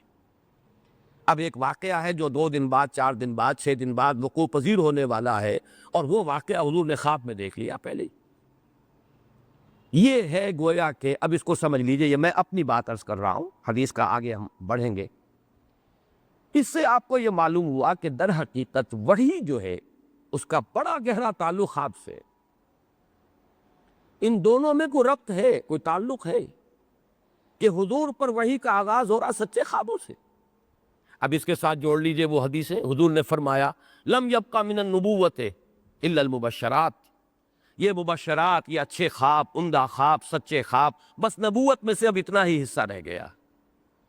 یہ بھی فرمایا کہ 46واں یا 60واں حصہ ہے نبوت کا، یہ رؤیا صالحہ یا مبشرات ہے یا رؤیا صادقہ، سچے خواب، یہ نبوت کا 60واں یا 46واں حصہ ہے۔ اب اس کو یوں سمجھیے، اور یہ میں اب کوٹ کر رہا ہوں شاہ اسماعیل شہید رحمۃ اللہ علیہ کو، ان کی جو معرکۃ الآراء کتاب ہے، ابقات، اس کا ابقۂ اول، انہوں نے علم کی 3 قسمیں یا 3 سطحیں یا 3 لیولز یا 3 دائرے قرار دی۔ علم انسانی 3 دائرے کہہ لے، 3 لیولز کہہ لے۔ پہلا ہے علم بالحواس، آنکھ نے دیکھا، کان نے سنا، سینس ڈیٹا آپ کو حاصل ہو گیا، یہ شے گرم ہے، یہ شے ٹھنڈی ہے، یہ لال ہے، یہ کالی ہے، یہ سرخ ہے، وغیرہ، یہ علم بالحواس ہے۔ اگلا دائرہ یا اگلی سطح ہے علم بالعقل۔ یہ سینس ڈیٹا جب فیڈ ہو جاتا ہے آپ کے کمپیوٹر میں، اب وہ اس سے انفر کرتا ہے، استخراج، استنباط، استدلال، وہ جمع کرتا جاتا ہے۔ جہاں اس نے آگ دیکھی، دھواں بھی دیکھا۔ اب کبھی اس نے دیکھا دھواں نظر آ رہا ہے، آگ نہیں دیکھی، لیکن نتیجے پر پہنچ گیا کہ آگ لگی ہوئی ہے، حالانکہ آنکھ نے اس وقت آگ نہیں دیکھی، لیکن اس کمپیوٹر کی میموری میں یہ فیڈ ہے پہلے سے کہ جہاں آگ ہوتی ہے وہاں دھواں ہوتا ہے، تو جہاں دھواں ہے تو وہاں آگ ہے، آگ لگی ہوئی۔ یہ سادہ سی مثال ہے، باقی تو یہ کہ یہ کمپیوٹر بڑا کمپلیکیٹڈ ہے، بڑا سپر کمپیوٹر ہے یہ۔ تیسرا انہوں نے لیول یا تیسری سطح یا تیسرا دائرہ قرار دیا علم بالقلب۔ اسی کو آپ کہہ سکتے ہیں علم بالروح، اس لیے کہ روح اور قلب ایک ہی شے ہے، اس لیے کہ قلب مسکن ہے روح کا، روح انسانی کا مسکن اور محل اور مقام جو ہے وہ قلب ہے۔ علم بالقلب، یہ علم بالقلب ہے تیسری شے، جسے ریشنلسٹ قسم کے لوگ جو عقلیت گزیدہ یا عقلیت جو پرست لوگ ہیں وہ اس کا انکار کرتے ہیں۔ پہلے 2 علم تو سبھی مانتے ہیں، علم بالحواس، علم بالعقل، اس کا تو کوئی انکار کر ہی نہیں سکتا، لیکن دین کا سارا تعلق جو ہے وہ علم بالقلب سے ہے۔ یہ علم بالقلب جو انسان کو حاصل ہوتا ہے، اس میں نہ حواس کا کوئی دخل ہے نہ عقل کا کوئی دخل ہے، عقل سے مراد عقل حیوانی، یہ کمپیوٹر، اس کا کوئی تعلق اس سے نہیں، نہ حواس کا کوئی تعلق اس سے. یہ تو براہ راست روح پر جو قلب میں ہے یا قلب پر نازل ہونے والا علم ہے. البتہ اس علم کی دو قسمیں ہیں بڑی بڑی. ایک اس کی سب سے اونچی، سب سے اعلیٰ، سب سے بلند اور محفوظ وہ شکل ہے، اس کو ہم وحی نبوت کہتے ہیں. وحی نبوت قلب کے ذریعے سے نزل بہ روح الامین علی قلبک، یہ روح الامین لے کر نازل ہوئے ہیں اس قرآن کو اے محمد آپ کے قلب پر. یہ قلب ہے در حقیقت کہ جو محبت وحی ہے، لیکن یہ وحی کی وہ آخری شکل ہے، علم بالقلب کی وہ سب سے اونچی، سب سے بلند، سب سے اعلیٰ، محفوظ. اسی کو ہم کہیں گے وحی نبوت. اس سے کمتر ہے خواب، کشف، الہام، تحدیث، القاء، جس کو ہم کہتے ہیں سکس سینس. یہ ایک لفظ ہمارے ہاں ہے نا مستعمل، ایکسٹرا سینسری پرسیپشن. اب تو آگے بات چلی گئی ہے، ای ایس پی. ہمارے یہ سینسری آرگنز کو کوئی دخل نہیں ہے، لیکن پرسیپشن ہو جاتی ہے. اسی کو کبھی کہا جاتا تھا انٹیوشن. انٹیوشن ہے میرا وجدان ہے. یہ بھئی وجدان کس بلا کا نام ہے؟ میرے پاس دلیل کوئی نہیں ہے، لیکن میرا خیال ہے، میرا وجدان ہے، میرا دل کہتا ہے کہ یہ بات یوں ہے. تو یہ گویا کہ پہلے بھی اس کے لیے اصطلاحات تھیں. Intuition, six sense. My six sense is warning me. اگرچہ کوئی اور میرے پاس دلائل نہیں ہے، کوئی اطلاع نہیں ہے، لیکن میری سکس سینس کہہ رہی ہے مجھے ادھر نہیں جانا چاہیے. دیر از سم ڈینجر، کوئی خطرہ ہے، کوئی اندیشہ ہے. یہ سکس سینس ہے، اس لیے کہ 5 سینس آرگنز ہے، ان سے ماورا کوئی ہے. اسی کے لیے آج کی اصطلاح ہے E S P, extra sensory perception. اسی کے درجے ہیں در حقیقت خواب. لیکن خواب جو ہے 3 قسم کے ہیں. خواب میں القائے شیطانی بھی ہو سکتی ہے، خواب میں تحدیث نفس بھی ہو سکتی ہے. اضغاث و احلام جن کو کہا گیا سورہ یوسف میں، جس کا فرائیڈ نے سب سے زیادہ جس کا مطالعہ کیا ہے، اس کو تو وہ تو اسی کو جانتا اور کسی کو جانتا ہی نہیں. لہذا خوابوں کی ایک ہی قسم ہے کہ جو جدید سائیکالوجی میں زیر بحث آئے گی. سچے خواب کس بلا کا نام ہے؟ وہ کیا جانا، وہ تو یہی جانتے ہیں ایڈ اور لیبیڈو کی جو ڈیزائرز ہیں وہ سپریس ہو جاتی ہے تو کہیں تحت شعور میں جا کر بیٹھ جاتی ہے. رات کو آدمی سو جاتا ہے، وہ پھر نقشہ چلنا شروع ہو جاتا ہے، فلم دیکھنی شروع کر دیتا ہے انسان. یہ اس کی دبی ہوئی خواہشات نفسانی ہے، شہوات ہے، جن کو کہ کوئی چونکہ تسکین کا سامان نہیں ملا تھا، وہ اب خواب کے اندر اپنی تسکین کا سامان کر رہے. لیکن خواب جان لیجیے 3 ہے. القائے شیطانی بھی ہے، القائے رحمانی بھی ہے، اور تحدیث نفس بھی ہے، اپنے ہی نفس کی باتیں. تو جو خواب ہے سچا خواب، وہ بھی در حقیقت علم بالقلب ہے، وہی کی ایک لوور فارم ہے. اسی کے لیے لفظ القاء ہے، اسی کے لیے لفظ الہام ہے، اسی کے لیے لفظ تحدیث ہے. حضور نے فرمایا کہ ہر نبی کی امت میں محدث ہوتے تھے جن سے اللہ کلام کرتا تھا، اور میری امت کا محدث عمر ہے رضی اللہ تعالی، حالانکہ وہ نبی نہیں ہے. اسی کو کشف کہتے ہیں. آدمی دیکھ لیتا ہے کوئی چیز، اچانک کوئی منظر سامنے آ جاتا ہے، سینکڑوں میل کا فاصلہ ہے. اگر وہ روایت صحیح ہے، اور میں سمجھتا ہوں کہ صحیح ہے، بعض حضرات اس پر کوئی روایت کے اعتبار سے جرح کرتے ہیں، لیکن یہ کہ میرے نزدیک صحیح ہے. اس کو اتنا قبول عام حاصل ہے ہمارے ہاں کہ حضرت عمر رضی اللہ تعالیٰ عنہ مدینہ منورہ میں خطبہ دے رہے ہیں، اور شام میں میدان جنگ جو ہے وہ آپ کے سامنے آ جاتا ہے، اور دیکھتے کہ غلطی ہو رہی ہے، اور پکارتے آپ اس کو، کیا کر رہے ہو؟ جو اس وقت کے کمانڈر ہیں، یا ساریتو الی الجبل، یا ساریتو الجبل، اے ساریہ کیا کر رہے ہو؟ پہاڑ کی طرف ہو جاؤ، پہاڑ کو اپنی پشت پر رکھو، ایک بڑی اسٹریٹجک مسٹیک تم سے ہو رہی ہے. اور ساریہ وہاں سنتے ہیں ان آواز کو، اور اس کے مطابق اپنی اسٹریٹجی تبدیل کرتے ہیں. یہاں خطبے میں لوگ دیکھ رہے ہیں اور حیران ہو رہے ہیں، یہ کیا کہہ دیا انہوں نے ساریہ سے خطاب کر کے؟ بس یہ بات کہی اور اس کے بعد خطبہ پھر جاری ہے. تو آج اگر ہمیں ٹیلی ویژن کے ذریعے سے منظر نظر آ جاتے ہیں، اور آج ہماری اگر آواز جو ہے یہاں سے امریکہ تک پہنچ جاتی ہے، تو کون سی بعید بات ہے؟ آخر کائنات وہی ہے، اس کی تمام فزیکل فورسز وہی ہیں.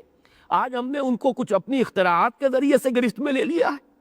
لیکن یہ کہ اللہ تعالیٰ کی قدرت سے تو پہلے بھی بعید نہیں تھا، نہ آج بعید ہے کہ اللہ تعالیٰ اتنے فاصلے سے حضرت عمر کو نقشہ دکھا دی۔ بہرحال اس وقت کی بحث صرف یہ سمجھیے کہ رویائے صالحہ یا رویائے صادقہ، جن کے لیے ایک لفظ مبشرات بھی ہے، نمبر 2 الہام، نمبر 3 القاء، نمبر 4 تحدیث، نمبر 5 کشف، یہ سب وحی ہیں لیکن غیر محفوظ وحی ہے، عام انسانوں کو بھی ملتی ہے، یہ صرف نبی کے لیے نہیں ہے، یہ عام انسانوں کے لیے بھی۔ جن لوگوں کی بھی روح کو اتنی بالیدگی حاصل ہو جاتی ہے، لطافت حاصل ہو جاتی ہے کہ وہ عالم امر سے ان کا رابطہ قائم ہو جاتا ہے، ملائکہ کے ساتھ مناسبت ہو جاتی ہے، تو ان کو ملائکہ کے ذریعے سے انہیں بہت سی معلومات، جو ابھی فیصلے ہیں، جو اللہ تعالیٰ کی طرف سے فیصلہ فرشتہ لے کر آیا ہے، اسے ابھی ایگزیکیوٹ ہونا ہے، فیصلے کی تنفیذ ابھی ہونی ہے، جس کی مثال میں دیا کرتا ہوں کہ سیکریٹریٹ سے، اسلام آباد کے سیکریٹریٹ سے کوئی آرڈر کسی کے بارے میں ایشو ہو گیا، بہرحال کسی نے ٹائپ کیا ہے، کسی نے ڈکٹیشن دی تھی منسٹر صاحب سے، پھر ٹائپ کیا ہے، پھر اس کو جو ہے بھیجا گیا ہے، کتنا ہی آپ اسے کانفیڈینشیل کہہ لیں، کہیں نہ کہیں سے لیک کر جائے گا، کوئی آگے بتا دے گا یا فون کر دے گا، بھائی تمہارا جو ہے یہ فیصلہ ہو گیا تمہارا، حالانکہ وہ ابھی حکم وہاں تک پہنچا نہیں ہے۔ بالکل یہی معاملہ، فرشتے اس حکم کو لے کر نازل ہو رہے ہیں، ابھی اس کی تنفیذ ہونی ہے، لیکن یہ کہ ایک روح انسانی اگر وہ اس کے اندر بالیدگی ہے، ترفع حاصل کر چکی ہے، وہ روح اس میں وہ لطافت آ چکی ہے، وہ اپنے اس حیوانی وجود سے کچھ آزاد ہو چکی ہے، کچھ بالا تر ہو گئی ہے، وہ اس سے مناسبت کی وجہ سے وہ علم سے حاصل ہو جاتا ہے، وہی خواب ہے، اور وہی سچا خواب ہے کہ جو وحی کا 46واں یا 60واں جز ہے۔ تو آخری بات ضمن میں عرض کر رہا ہوں، عام لوگوں کے لیے یہ جو علم بالقلب ہے غیر محفوظ ہے، غلطی بھی ہو سکتی ہے اور اس کے اندر جو ہے شیطانی مداخلت بھی ہو سکتی ہے، لیکن نبی کے بارے میں اس پر اجماع ہے کہ نبی کے یہ جو وحی ہے یہ بھی محفوظ ہوتی ہے، نبی کا خواب بھی سچا ہوتا ہے اور وحی ہے، نبی کا کشف بھی سچا ہوتا ہے اور وحی ہے، نبی کا الہام، نبی کا القاء، یہ سب کے سب محفوظ ہیں اور یہ بھی وحی ہی کی شکل ہے، اگرچہ فرق ہو جائے گا، اس کو وحی جلی کہتے ہیں جو وحی نبوت ہے، وحی جلی اس کے الفاظ بھی محفوظ ہے، یہ وحی جو ہے یہ خفی وحی ہے، اس میں الفاظ کا کوئی فرق واقع ہو سکتا ہے، انٹرپریٹیشن کے بارے میں بھی کوئی فرق ہو سکتا ہے، اس لیے کہ اس کی توجیہ نبی خود کرتے ہیں، جبکہ وہاں وہ وحی باللفظ ہے، وہ محفوظ ہے، محفوظ یہ بھی ہے لیکن لفظاً نہیں، اس کے اندر جو ہے کوئی لفظی طور پر جو ہے کوئی فرق ہو سکتا ہے، انٹرپریٹیشن کا فرق بھی ہو سکتا ہے، لیکن ہے وحی۔ یہ جو نبی کا خواب ہے وہ بھی سچا خواب، یہ بھی وحی ہے، جس کی سب سے بڑی مثال میں نے بارہا دی ہے، حضرت ابراہیم علیہ السلام نے خواب ہی میں دیکھا تھا نا کہ اپنے بیٹے اسماعیل کو ذبح کر رہا ہوں، انی ارا فی المنام انی اذبحک فانظر ماذا تری، حالانکہ اتنا بڑا فعل ہے، اگر اللہ کا صریح حکم نہ ہو تو یہ تو قتل ہے، قتل ناحق ہے، بہت بڑا گناہ ہے۔ معلوم ہوا کہ حضرت ابراہیم کو یقین تھا کہ یہ من جانب اللہ ہے، اگرچہ لفظاً وہ وحی نہیں ہوئی تھی، وہ خواب تھا جو حضرت ابراہیم دیکھا، لیکن اتنا یقین تھا انہیں کہ یہ اللہ کی طرف سے ہے کہ انہوں نے اس کو اپنے بیٹے کے سامنے رکھ دیا، میں دیکھ رہا ہوں، اللہ کا حکم یہ آیا، انی اذبحک فانظر ماذا تری۔ تو جو باتیں میں نے عرض کی ہے وہ یہ کہ علم کے 3 دائرے، علم بالحواس، علم بالقلب، علم بالعقل، علم بالقلب۔ علم بالقلب ہی کے لیے ایک لفظ عام وحی ہے، وحی کی 2 شکلیں، وحی نبوت جو لفظاً محفوظ، مداخلت شیطانی سے بھی اس کی حفاظت اور اس کے الفاظ بھی محفوظ من جانب اللہ، وہ وحی باللفظ ہے، یہ صرف انبیاء کے لیے مختص ہے۔ اس کے علاوہ سچا خواب، کشف، الہام، القاء اور تحدیث، یہ بھی وحی ہے، عام انسانوں کے لیے بھی یہ علم بالقلب کی شکل جاری ہے، اب بھی جاری ہے، ختم نہیں ہوئی، پہلے بھی تھی، حضرت موسیٰ کی والدہ کو یہی شکل تھی، حضرت عیسیٰ کے حواریین کو جو اوحیت الی الحواریین، وحی کی میں نے حواریین کی طرف، وہ وحی نبوت تو نہیں تھی، وہ یہی تھی، تو یہ وحی پہلے بھی تھی، اب بھی جاری ہے اس کا سلسلہ، لیکن یہ جو وحی ہے وحی خفی، نبی کے لیے یہ بھی محفوظ ہے، مداخلت شیطانی سے محفوظ، البتہ لفظاً اس کی وہ حفاظت نہیں ہوتی کہ جو وحی پہلی وحی جو ہے، جو وحی باللفظ ہے اور جو وحی نبوت ہے۔ اب دیکھیے اس میں تدریج سامنے آئی، محمد الرسول اللہ صلی اللہ علیہ وسلم ایک شریف النص، باب مروت، ایک نہایت اخلاق فاضلہ کے حامل انسان ہے، کاروباری انسان ہے، تاجر ہے، سچے ہیں، امین ہیں، شرک ساری عمر نہیں کیا، لیکن یہ کہ ابھی اس وحی کے ساتھ سلسلہ نہیں جڑا. یہ تار جوڑنا ہے، کنیکشن جو ہے اب جڑنا ہے، اب نبوت کا آغاز نہیں، نبوت کا ظہور ہونا ہے. لہذا اس کے لیے تمہید ہے کہ سچے خواب پہلے دکھائے گئے. یہ کمتر درجے کی وحی کے ساتھ ایک مناسبت، اور اس کی مناسبت کے حوالے سے خود حضور کو یقیناً یہ بات جو ہے ایک احساس اور شعور آپ کے اندر پیدا ہوا ہوگا کہ کوئی خاص بات ہے. میں جو خواب دیکھتا ہوں، اب دیکھیے الفاظ کیا ہے، فَكَانَ لَا يَرَى رُؤْيًا إِلَّا جَاءَتْ مِثْلُ فَلَقِ الصُّبْحِ. کوئی بھی خواب جو آپ دیکھتے تھے اس کے ساتھ جو ہے یہ معاملہ لازماً ہوتا تھا کہ وہ واقعہ جو کا توں جیسے صبح نمودار ہو جاتی ایسے ظہور پذیر ہو جاتا تھا. یہ گویا کی علامت ہے کہ اب روح محمدی کا تعلق قائم ہو چکا ہے عالم ملکوت کے ساتھ، عالم ارواح کے ساتھ، عالم امر کے ساتھ. یہ گویا کہ کنیکشن جڑ رہا ہے. اب آگے چلیے. ثم حبب الیہ الخلاء، پھر حضور کو خلوت گزینی محبوب کر دی گئی. دنیا کی محفلوں سے اکتا گیا ہوں یا رب، لیکن یہاں پر وہ مسئلہ نہیں ہے کہ کیا لطف انجمن کا جب دل ہی بجھ گیا، بجھ نہیں رہا، یہ دل روشن ہو رہا ہے، لیکن یہ روشنی کچھ اور ہے. یہ یہاں دنیا کی مصروفیات والی نہیں، اس کی کچھ طلب اور ہے. اس کے اندر تقاضا ابھر رہا، علیحدہ بیٹھو کہیں جا کر، خلوت گزینی، غور و فکر، تدبر، تفکر و اعتبار، یا یہ کہ یوں کہیے مراقبہ، اپنے من میں ڈوب کر پاجا سراغ زندگی. اب اس کا کوئی جذبہ ہے جو ابھر رہا ہے.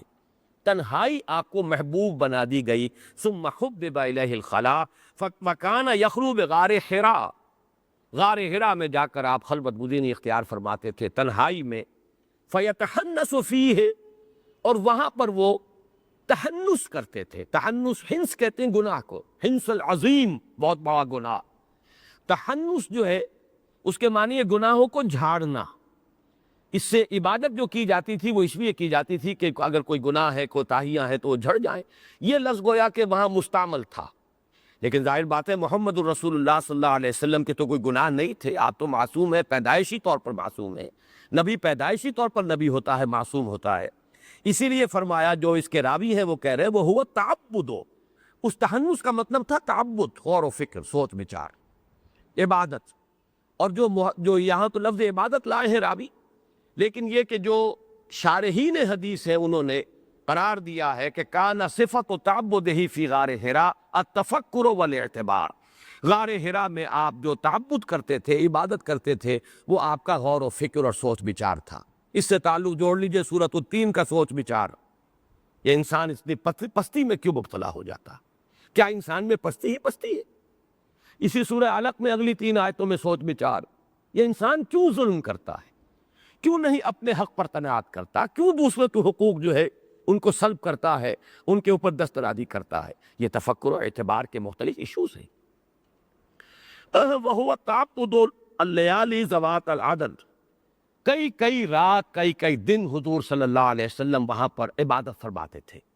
قبل ان ينزع الى اہلہ، اس سے پہلے کہ آپ واپس لوٹتے اپنے گھر والوں کی طرف، حضرت خدیجہ کی طرف. وَيَتَزَوَّدُ لِذَلِكَ، پھر وہ ان کے لیے پھر اور سامان کر دیتی تھیں، کوئی توشہ کہ کھانا، کچھ سامان کئی دنوں کا. پھر آپ ثم يرجع الى خدیجہ، پھر آپ لوٹتے تھے خدیجہ کی طرف رضی اللہ تعالی عنہا. فیتزود لمثلها، پھر اسی طرح کئی دن کے لیے پھر وہ ساز و سامان کھانے پینے کا وہ کہیں باندھ دیتی ہوں گی، اور پھر حضور جا کر غار حراء میں پھر کئی دن متواتر جو ہے غور و فکر اور تعبد اور مراقبہ اور تفکر و اعتبار میں صرف کرتے تھے. یہ ہے تمہید. اب آیا واقعہ حتی جاءہ الحق، یہاں تک کہ آپ کے پاس حق آ پہنچا. وہو فی غار حراء، اسی حال میں کہ آپ غار حراء میں تھے. فجاءہ الملک، تو فرشتہ آپ کے پاس آیا. فقال اقرأ، فرشتے نے کہا پڑھو. قال ما انا بقاری، آپ نے فرمایا میں تو پڑھا ہوا نہیں ہوں، پڑھنے والا نہیں ہوں، قاری نہیں ہوں. قال، اس پر حضور فرماتے فاخذنی فغطنی حتی بلغ منی الجہد، تو فرشتے نے مجھے اپنے سینے کے ساتھ چمٹایا اور دبایا، اتنا دبایا کہ میری برداشت سے باہر ہو گئی۔ ایک اور روایت میں تو آتا ہے کہ مجھے یوں محسوس ہوا گویا کہ موت ہے، خاتمہ ہے، اس درجے شدت کے ساتھ فرشتے نے مجھے بیچا ہے۔ ثم ارسلنی، پھر مجھے چھوڑ دیا۔ فقال اقرا، پھر کہا پڑھو۔ قلت ما انا بقاری، میں نے پھر وہی بات دہرائی، میں تو پڑھا ہوا نہیں ہوں، پڑھنے والا نہیں ہوں۔ فاخذنی فقدتنی الثانیۃ حتی بلغ منی الجہد، پھر انہوں نے مجھے پکڑ لیا فرشتے نے، پھر مجھے بھیچا، پھر میرا حال وہی ہو گیا کہ میں گویا کہ دم آخر وہی کیفیت ہو گئی، برداشت سے باہر۔ ثم ارسلنی، پھر مجھے چھوڑ دیا۔ فقال اقرا، پھر دوبارہ کہا، تیسری مرتبہ کہا پڑھو۔ فقلت ما انا بقاری، میں نے پھر کہا میں تو پڑھا ہوا نہیں ہوں یا پڑھنے والا نہیں ہوں۔ فاخذنی فقدتنی ثالثہ، پھر مجھے پکڑا، پھر تیسری مرتبہ مجھے بھیچا۔ ثم ارسلنی، پھر مجھے چھوڑ دیا۔ فقال اقرا بسم ربک الذی خلق، خلق الانسان من علق، اقرأ وربک الاکرم الذی علم بالقلم، علم الانسان ما لم یعلم۔ فرجع بہا رسول اللہ صلی اللہ علیہ وسلم، تو پھر اب اس کے بعد حضور لوٹے، وہاں سے واپس آئے اس چیز کو لیے ہوئے۔ رجع بہا، اب جو چیز ملی ہے، یہ 5 آیات، یہ خزانہ جو آپ کو ملا ہے اس کو لے کر آپ لوٹے۔ یرجف فؤادہ، کیفیت یہ تھی کہ آپ کا دل دھڑک رہا تھا۔ رجفہ کہتے ہیں کپ کپی کو، دل کانپ رہا تھا، جس کو کہ ہم کہتے ہیں دل دھڑک رہا تھا، اس لیے کہ یہ پہلا تجربہ ہوا ہے۔ ابھی تو خواب ہی میں ہوتی تھی کیفیت، جو بھی عالم امر سے رابطہ قائم ہوا تھا نیند کی حالت میں ہوا تھا۔ یہ جو پہلی مرتبہ جو ہے اس طرح کا تجربہ کہ فرشتہ آیا ہو، اور یہ کہ خواب میں بھی فرشتے کو دیکھا تو نہیں تھا، اب یہ ہے کہ فرشتہ آیا ہے اور فرشتے نے اس طرح 3 مرتبہ اپنے سینے سے لگا کر بھینچا ہے، اور وہ کیفیت اس درجے شدت اس بھینچنے کی جس کا میں تذکرہ کر چکا ہوں۔ تو اس کے بعد یہ ہے کہ جب آپ آئے ہیں تو آپ کا کپ کپی تاری تھی اور آپ کا دل کانپ رہا۔ یرجف فؤادہ فدخل علی خدیجہ بن خویلد رضی اللہ تعالی عنہا، تو آپ آئے اپنی اہلیہ کے ہاں، داخل ہوئے گھر میں حضرت خدیجہ کے ہاں۔ فقال زملونی زملونی فزملوہ، آپ نے فرمایا مجھے کمبل اڑا دو، کمبل اڑا دو، یعنی وہ جو کپ کپی سی تاری تھی آپ پر، اس کی وجہ سے آپ نے کہا، تو انہوں نے کمبل آپ کو اڑا دیا۔ حتی ذہب عن الروع، یہاں تک کہ جب وہ خوف یا وہ کیفیت جو تھی وہ جب زائل ہو گئی، وہ کپ کپی اور وہ جو ایک کیفیت تھی۔ فقال لخدیجہ واخبرها الخبر لقد خشیت علی نفسی، اس کے بعد آپ نے حضرت خدیجہ سے فرمایا اور ساری بات بھی بیان فرما دی، یہ واقعہ میرے ساتھ آج ہوا ہے، غار حرا میں تھا، اس طرح فرشتہ آیا، اس نے مجھے کہا اقرا، پھر اس نے مجھے بھینچا وغیرہ، پورا واقعہ۔ اور اس کے بعد الفاظ یہ فرمائے، خشیت علی نفسی، مجھے تو اپنی جان کا اندیشہ ہے، یہ کیا ہو رہا ہے میرے ساتھ، پتہ نہیں یہ کیا ہوگا، یہ کیا تجربہ ہے جو مجھے ہوا ہے، مجھے اپنی جان کا اندیشہ ہے۔ اب اس کی توجیہ مختلف ہو سکتی ہے، ایک تو یہ کہ آپ کو یہ اندازہ ہو گیا ہو کہ یہ کتنا بڑا مشن ہے، کتنا بڑا بوجھ ہے، لیکن یہ کہ حدیث کا جو آخری حصہ آج ہم ابھی پڑھ لیں گے انشاءاللہ، اس سے ثابت ہوتا ہے کہ نہیں، یہ اس کا معاملہ نہیں۔ آپ کو ابھی یہ اندازہ نہیں ہوا کہ آپ منصب رسالت پر فائز ہو گئے ہیں، اور اس کی یہ کٹھنائیاں ہیں، اس کی یہ مشکل مراحل آنے والے ہیں، یہ سختیاں، اسی حدیث کے آخر میں اس کی وضاحت آ جائے۔ تو خشیت علی نفسی، یہ گویا کہ ایک طبعی سا ایک تاثر ہے کہ عالم بشریت کا عالم ملکیت کے ساتھ یہ اتصال جو ہوا ہے، اور ایسا زوردار اتصال کہ اس طرح بھینچا ہے فرشتے نے کہ جیسے کہ جان نکل جائے گی، تو اس کی وجہ سے حضور کو ایک طبعی طور پر آپ پر ایک کیفیت طاری ہوئی ہے کہ خشیت علی نفسی، مجھے تو اب اپنی جان کا اندیشہ ہے۔ اب یہ بڑے پیارے الفاظ ہیں حضرت خدیجہ کے رضی اللہ تعالی عنہ۔ فقالت خدیجہ، تو کہا خدیجہ نے، کلا، ہرگز نہیں، واللہ ما یخزیک اللہ ابدا، خدا کی قسم اللہ آپ کو کبھی بھی ضائع نہیں کرے گا، رسوا نہیں کرے گا، گھبرائیں نہیں آپ حوصلہ پکڑیں، ہمت پکڑیں، اللہ آپ کو ضائع نہیں کرے گا، اس لیے کہ 15 برس کی رفاقت تھی۔ حضرت خدیجہ سے بڑھ کر کون جاننے والا تھا حضرت محمد کو صلی اللہ علیہ وسلم و رضی اللہ تعالی عنہ، بیوی سے بڑھ کر کون جانتا شوہر کو؟ لہذا حضرت خدیجہ پر حضور کی جو سیرت اور آپ کے جو اخلاق فاضلہ اور جو اخلاق عالیہ جو منکشف تھے، اس کی وجہ سے وہ یقین کی ایک کیفیت ہے ان کے اندر۔ اسی اعتبار سے میں کہا کرتا ہوں یہ خدیجۃ الکبریٰ صدیقۃ الکبریٰ ہے، سب سے بڑی صدیقہ حضرت خدیجہ ہے رضی اللہ تعالی عنہ۔ اب کتنی بڑی بات کہہ رہے ہیں، معلوم ہوتا ہے یہ تو بہت ہی فہیم اور ذہین اور دین کی جاننے والی اور حقائق آشنا، حقیقت کو بہت ہی گہرائی میں سمجھنے والی شاہستی ہے حضرت خدیجہ۔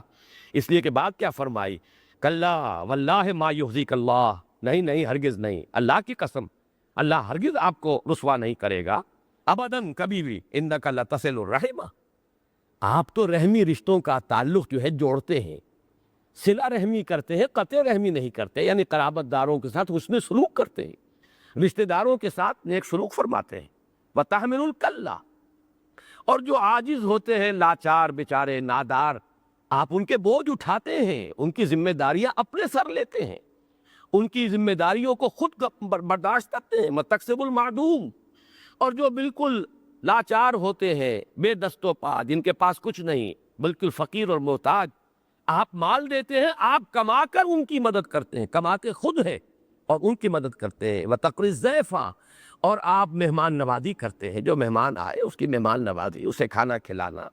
وَتُعِينُ عَلَى نَوَائِبِ الْحَقِّ، اور جو اس کے دو ترجمے کیے گئے ہیں، واقعی مصائب ہوں کسی کے، یا یہ کہ کوئی نیکی کے کاموں میں کسی کو مشقت پیش آ رہی ہے تو آپ مدد کرتے ہیں، ہر وقت آپ کمر باندھے تیار رہتے ہیں ہر شخص کی مدد کرنے کے لیے، اگر وہ کسی واقعی مشکل کے اندر پڑ گیا ہے۔ ایک تو ہے کہ جو پروفیشنل بیکاری ہے اس کی بات اور ہے، حقیقتاً اگر کوئی شخص مشکل سے دو چار ہو جائے تو آپ ہر وقت مدد کے لیے تیار، یا یہ کہ کسی خیر کے کام میں اگر کوئی آپ سے مدد طلب کرتا ہے تو آپ ہر وقت تیار رہتے ہیں۔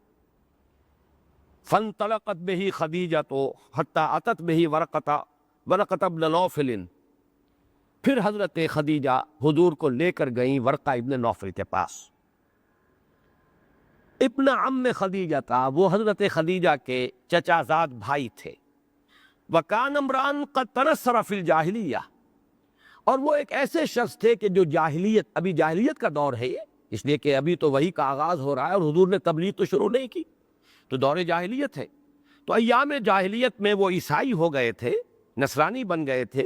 وکان یکتب الکتاب العبرانیہ، اور عبرانی کتاب لکھتے تھے، انجیل عبرانی میں تھی، تورات جو تھی عبرانی میں تھی۔ تو کتاب آپ نے نہ صرف یہ کہ عربی کا لکھنا پڑھنا حضرت ورقہ ابن نوفل نے سیکھا تھا، حالانکہ مکے والوں میں تو یہی گنتی کے لوگ تھے، انگلیوں پر گنے جانے والے لوگ جو لکھنا پڑھنا جانتے ہو۔ کجا یہ کہ عبرانی سیکھی، یہ شام گئے ہیں، بہت عرصے وہاں رہے ہیں، نصرانی جو علماء ہیں ان کی صحبت اٹھائی ہے، ان سے علم حاصل کیا، یہاں تک کہ عبرانی میں کتاب لکھتے تھے۔ وَيَكْتُبُ مِنَ الْإِنْجِيلِ بِالْعِبْرَانِيَّةِ مَا شَاءَ اللَّهُ يَكْتُبَ، تو انجیل لکھتے تھے، تورات لکھتے تھے عبرانی زبان میں، جتنا اللہ چاہتا تھا کہ وہ لکھیں۔ وَكَانَ شَيْخًا كَبِيرًا، اور وہ بہت بوڑھے ہو چکے تھے، قد عمیا، اور ان کی بینائی بھی زائل ہو چکی تھی، نابینا ہو چکے تھے۔ فقالت لہ خدیجہ، تو ان سے کہا حضرت خدیجہ نے، یبن عم، یبن عم، اے میرے چچا زاد، اے میرے چچا کے بیٹے، اسمع من ابن ابی اخی کا، ذرا اپنے بھتیجے سے سنیے یہ بات کیا کہہ رہے ہیں، محمد صلی اللہ علیہ وسلم کا کیا ماجرا ہوا ہے۔ فقال لہ ورقۃ یبن اخی ماذا ترى، تو اب ورقہ ابن نوفل نے حضور سے پوچھا، اے بھتیجے کیا آپ دیکھتے ہیں، کیا مشاہدہ ہے، کیا آپ کا تجربہ ہوا، کیا ماجرا ہوا، کیا دیکھا آپ نے؟ فاخبرہ رسول اللہ صلی اللہ علیہ وسلم خبر ما رأى، تو پوری خبر جو ہے، جو بھی حضور نے دیکھا تھا، جو آپ کا مشاہدہ تھا، جو تجربہ تھا، پورا آپ نے ورقہ ابن نوفل کو بتا دیا۔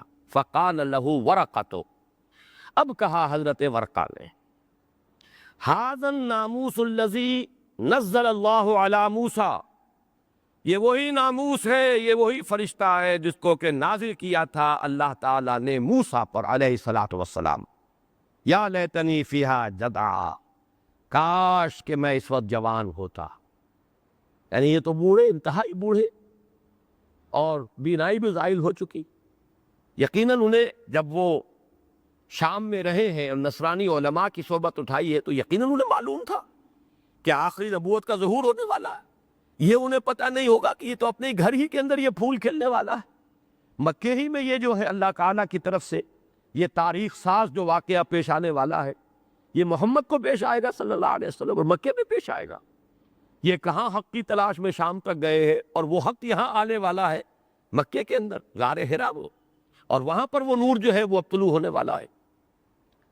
فقال له ورقة هذا الناموس الذي نزل الله على موسى یا لیتنی فیہا جدعا، کاش کہ میں اس وقت جوان ہوتا، یا لیتنی اکون حیا اذ یخرجک قومک، کاش کہ میں اس وقت تک زندہ رہوں جب کہ اے محمد آپ کو آپ کی قوم نکال دے گی، مکے سے نکلنے پر مجبور کر دے گی، اس سرزمین کو آپ کو چھوڑ کر جانا ہو۔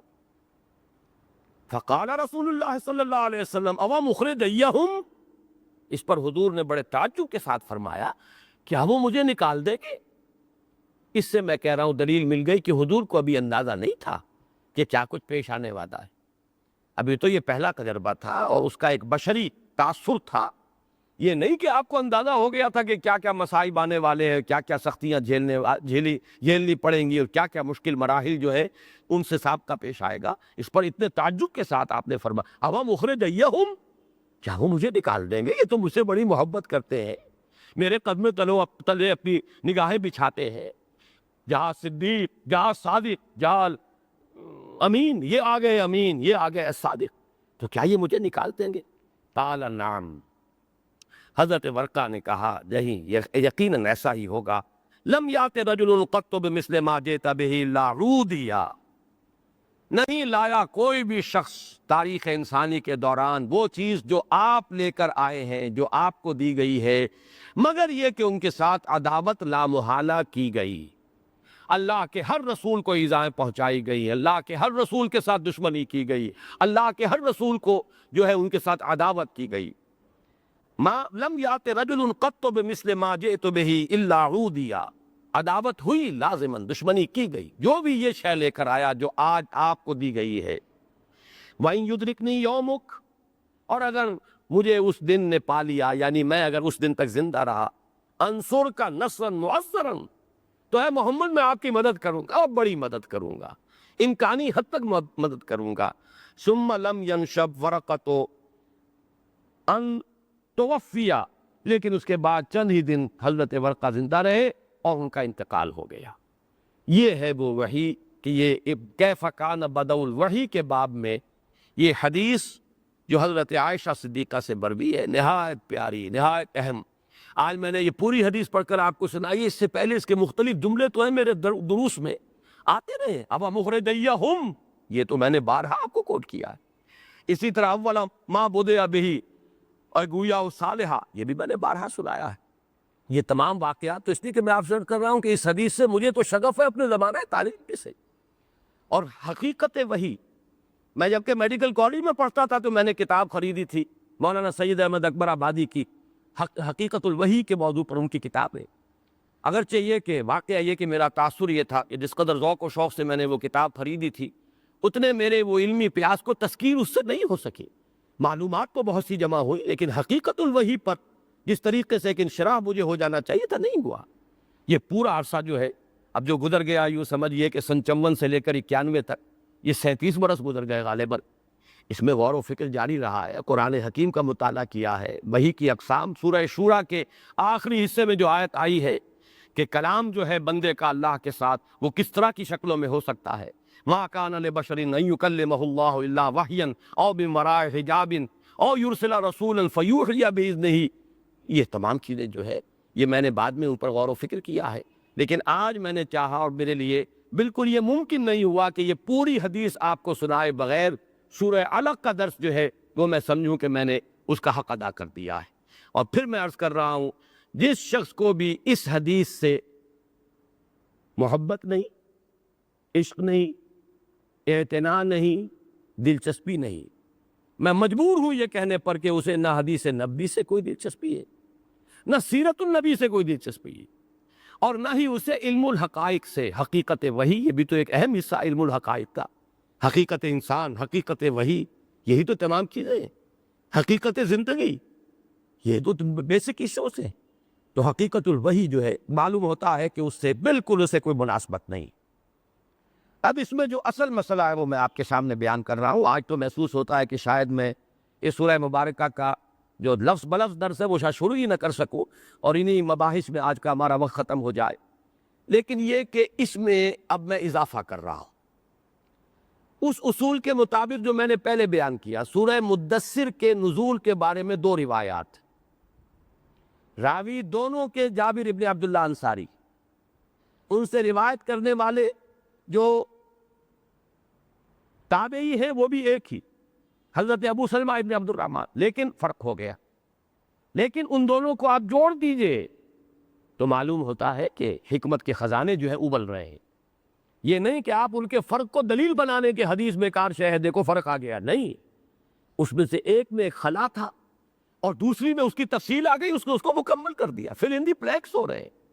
تو اگر ایک ہی واقعے کی ایک سے زائد روایات ہمیں مل جاتی ہیں، ان میں فرق و تفاوت ہو، تو بجائے بددل ہونے کے اور حدیث کی طرف سے بدگمان ہونے کے، انسان کو چاہیے کہ اس کو ذریعہ بنائے اپنے علم میں اضافے کا۔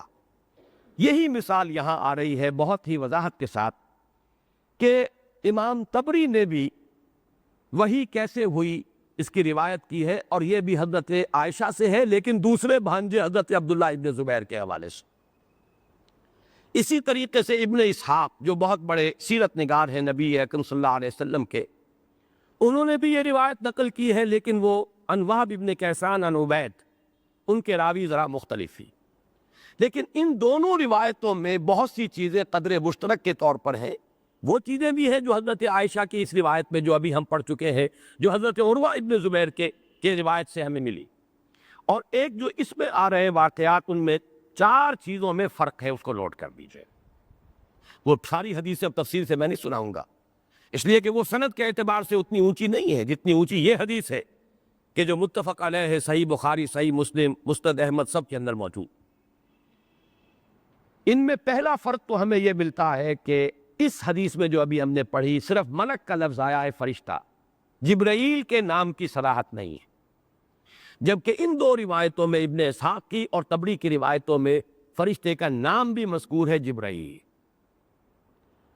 دوسری بہت اہم بات جو ہے ان دو روایتوں میں، جن کو میں سمجھتا ہوں کہ وہ حضرت عائشہ رضی اللہ تعالی عنہ کی روایت عن عروہ ابن زبیر جو ابھی ہم نے پڑھی ہے، اس کے ایک خلا کو فل کر رہی ہے، وہ یہ ہے کہ یہ حضور کے ساتھ واقعہ پہلا جو پیش آیا ہے، یہ بھی نیند کی حالت میں تھا، آپ سوئے ہوئے تھے۔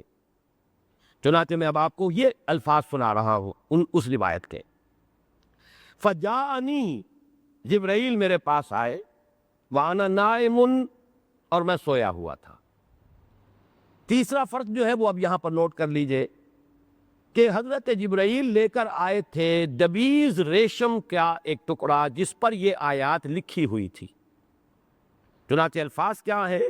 بے نمتن من دیباج فیہ کتاب، ایک دبیز ریشم کا ٹکڑا، اس پر یہ آیات لکھی ہوئی تھی، اقرا بسم ربک الذی خلق، خلق الانسان من علق، اقرا وربک الاکرم الذی علم بالقلم، علم الانسان ما لم یعلم۔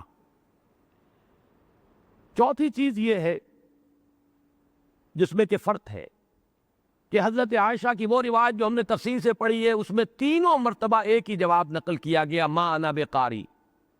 پہلے دفعہ فرمایا فرشتے نے اقرا، آپ نے فرمایا ما انا بقاری، دوسری مرتبہ پھر اقرا ما انا بقاری، تیسری مرتبہ پھر اقرا، پھر آپ کا جواب ما انا بقاری۔ لیکن ان دو روایتوں میں پہلی 2 مرتبہ ہے ما اقرأو۔ دیکھیے بات ایک یہ، ما انا بقاری میں نہیں ہوں پڑھنے والا، ما اقرأو میں نہیں پڑھتا، مفہوم ایک ہی ہے، لفظ جدا ہو گئے۔ یہی میں نے کہا تھا کہ لفظ جو ہے وہ علیحدہ ہو جائیں گے، مفہوم وہی رہے گا۔ ما اقرأو میں نہیں پڑھتا، لیکن یہ کہ تیسری مرتبہ ایک روایت میں جو ہے وہ جواب بالکل بدل گیا، ماذا اقرأو، کیا پڑھوں میں؟ معلوم ہوتا ہے، اور اس میں روایت میں یہ الفاظ بھی آئے کہ یہ میں نے اس لیے کہا کہ میں نے یہ سمجھا کہ یہ تو بار بار بھینچ کر جو ہے میری جان نکال دے گا، لہذا پھر میں نے کہا ماذا اقرأو، میں کیا پڑھوں، کیا پڑھوں میں، کیا پڑھانا چاہتے ہو؟ اس لیے کہ ابھی تک تو صرف ایک ہی لفظ آ رہا تھا، اقرأ، پڑھو، جواب تھا ما انا بقاری یا ما اقرأو، پھر اقرأ، جواب تھا پھر وہی ما انا بقاری یا ما اقرأو، تیسری مرتبہ پھر اقرأ۔ تو اس روایت میں تھا کہ تیسری مرتبہ پھر جواب دیا ما انا بقاری، لیکن ان میں سے ایک روایت میں ہے ماذا اقرأو، کیا پڑھوں؟ اس کے بعد پھر یہ الفاظ آئے، اور اس کے بعد حضور فرماتے ہیں فقرأتہ تو پھر میں نے اسے پڑھ لیا. ثم انتہا، پھر وہ انتہا ہو گئی، بات پوری ہو گئی. ثم انصرفا، پھر وہ فرشتہ چلا گیا. انی، یعنی مجھ سے رخصت ہو گیا. وحببت، پھر میں جاگ گیا. استيقظت، جاگ گیا. یعنی اس روایت میں صراحت کے ساتھ شروع میں بھی وانا نائم، میں سویا ہوا تھا، اور یہ جو کچھ واقعہ پیش آیا ہے یہ گویا حالت نوم میں پیش آیا. جب فرشتہ چلا گیا پھر میں جاگا ہوں. فاوبت من نومی، میں اپنی نیند سے بیدار ہو گیا. فکانما کتب فی قلبی کتابا، تو میں نے یہ محسوس کیا کہ میرے دل میں وہ چیز لکھی جا چکی ہے. یہ آیات میرے لوح قلب پر نقش ہو چکی ہیں. یعنی یہ کہ میں نے نیند کی حالت میں یہ سارا تجربہ مجھے ہوا ہے، لیکن یہ کہ جاگنے کے بعد میں نے محسوس کیا کہ وہ تو میرے قلب کے اوپر، لوح قلب پر کندہ ہو چکی ہے یہ آیات. فَكَأَنَّمَا كُتِبَ فِي قَلْبِي كِتَابًا. یہ ہے دوسری حدیثوں یا اسی واقعے کی دوسری روایتوں میں جو فرق ہے اس حدیث سے جو میں نے تفصیل سے پڑھ کر سنائی. اب میں یہاں پر اگرچہ مختلف لوگوں کی اپنی اپنی آراء ہے، لیکن جو میری رائے ہے، میں ظاہر بات ہے کہ جو بھی حاصل ہے غور و فکر کا، ابھی تک کے مطالعے کا، اس سے جہاں میں پہنچا ہوں وہ میں اپنے ان دروس میں بغیر اس جھجک کے کہ کیا لوگ کہیں گے، مجھے اس کی کوئی پرواہ نہیں ہے، اور اس کو بھی مانتے ہوئے کہ اوپن ٹو کریکشن رہنا چاہیے. انسان کو ہو سکتا ہے کہ بعد میں مجھے اپنی کسی غلطی کا احساس ہو جائے، لیکن اس لمحے آج کی تاریخ میں جس نتیجے پر میں پہنچا ہوں وہ یہ ہے کہ حضرت عائشہ کی اس روایت میں یہ جو خلات ہیں وہ ان روایتوں سے پورے ہوتے ہیں، اور واقعتاً یہ دوسرا مرحلہ ہے حضور پر وحی کے آغاز کا. پہلا مرحلہ جو حضرت عائشہ نے تفصیلاً بیان کیا، سچے خواب.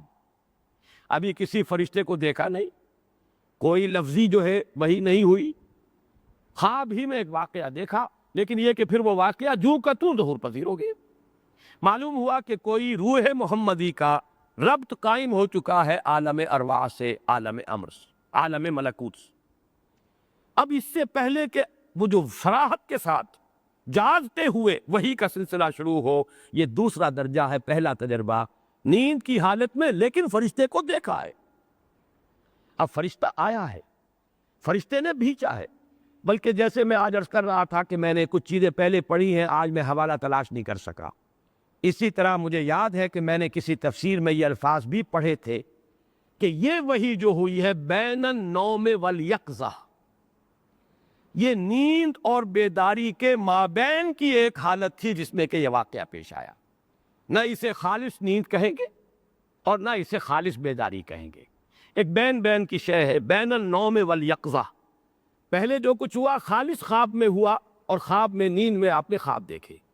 دوسرا مرحلہ اب بین النوم والیقظہ، ایک واقعہ ہوا ہے، فرشتہ آیا ہے، فرشتے نے بھیجا ہے، اس کا احساس آپ کو ہوا ہے، اور گویا کہ وہ عالم ملکیت اور عالم بشریت کا اتصال نہایت شدید ہو گیا ہے، بڑی طاقت کے ساتھ، اس درجے میں کہ حضور محسوس کر رہے ہیں کہ میری جان نکل جائے گی.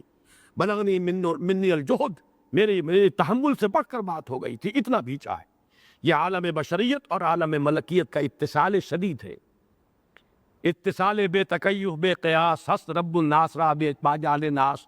یہاں اتصال عالم بشریت اور عالم ملکیت کا ہو رہا ہے. لیکن یہ کہ یہ لفظاً وحی ہوئی، اور حضور جب جاگے ہیں تو آپ نے اپنے قلب پر ان الفاظ کو کندہ پایا.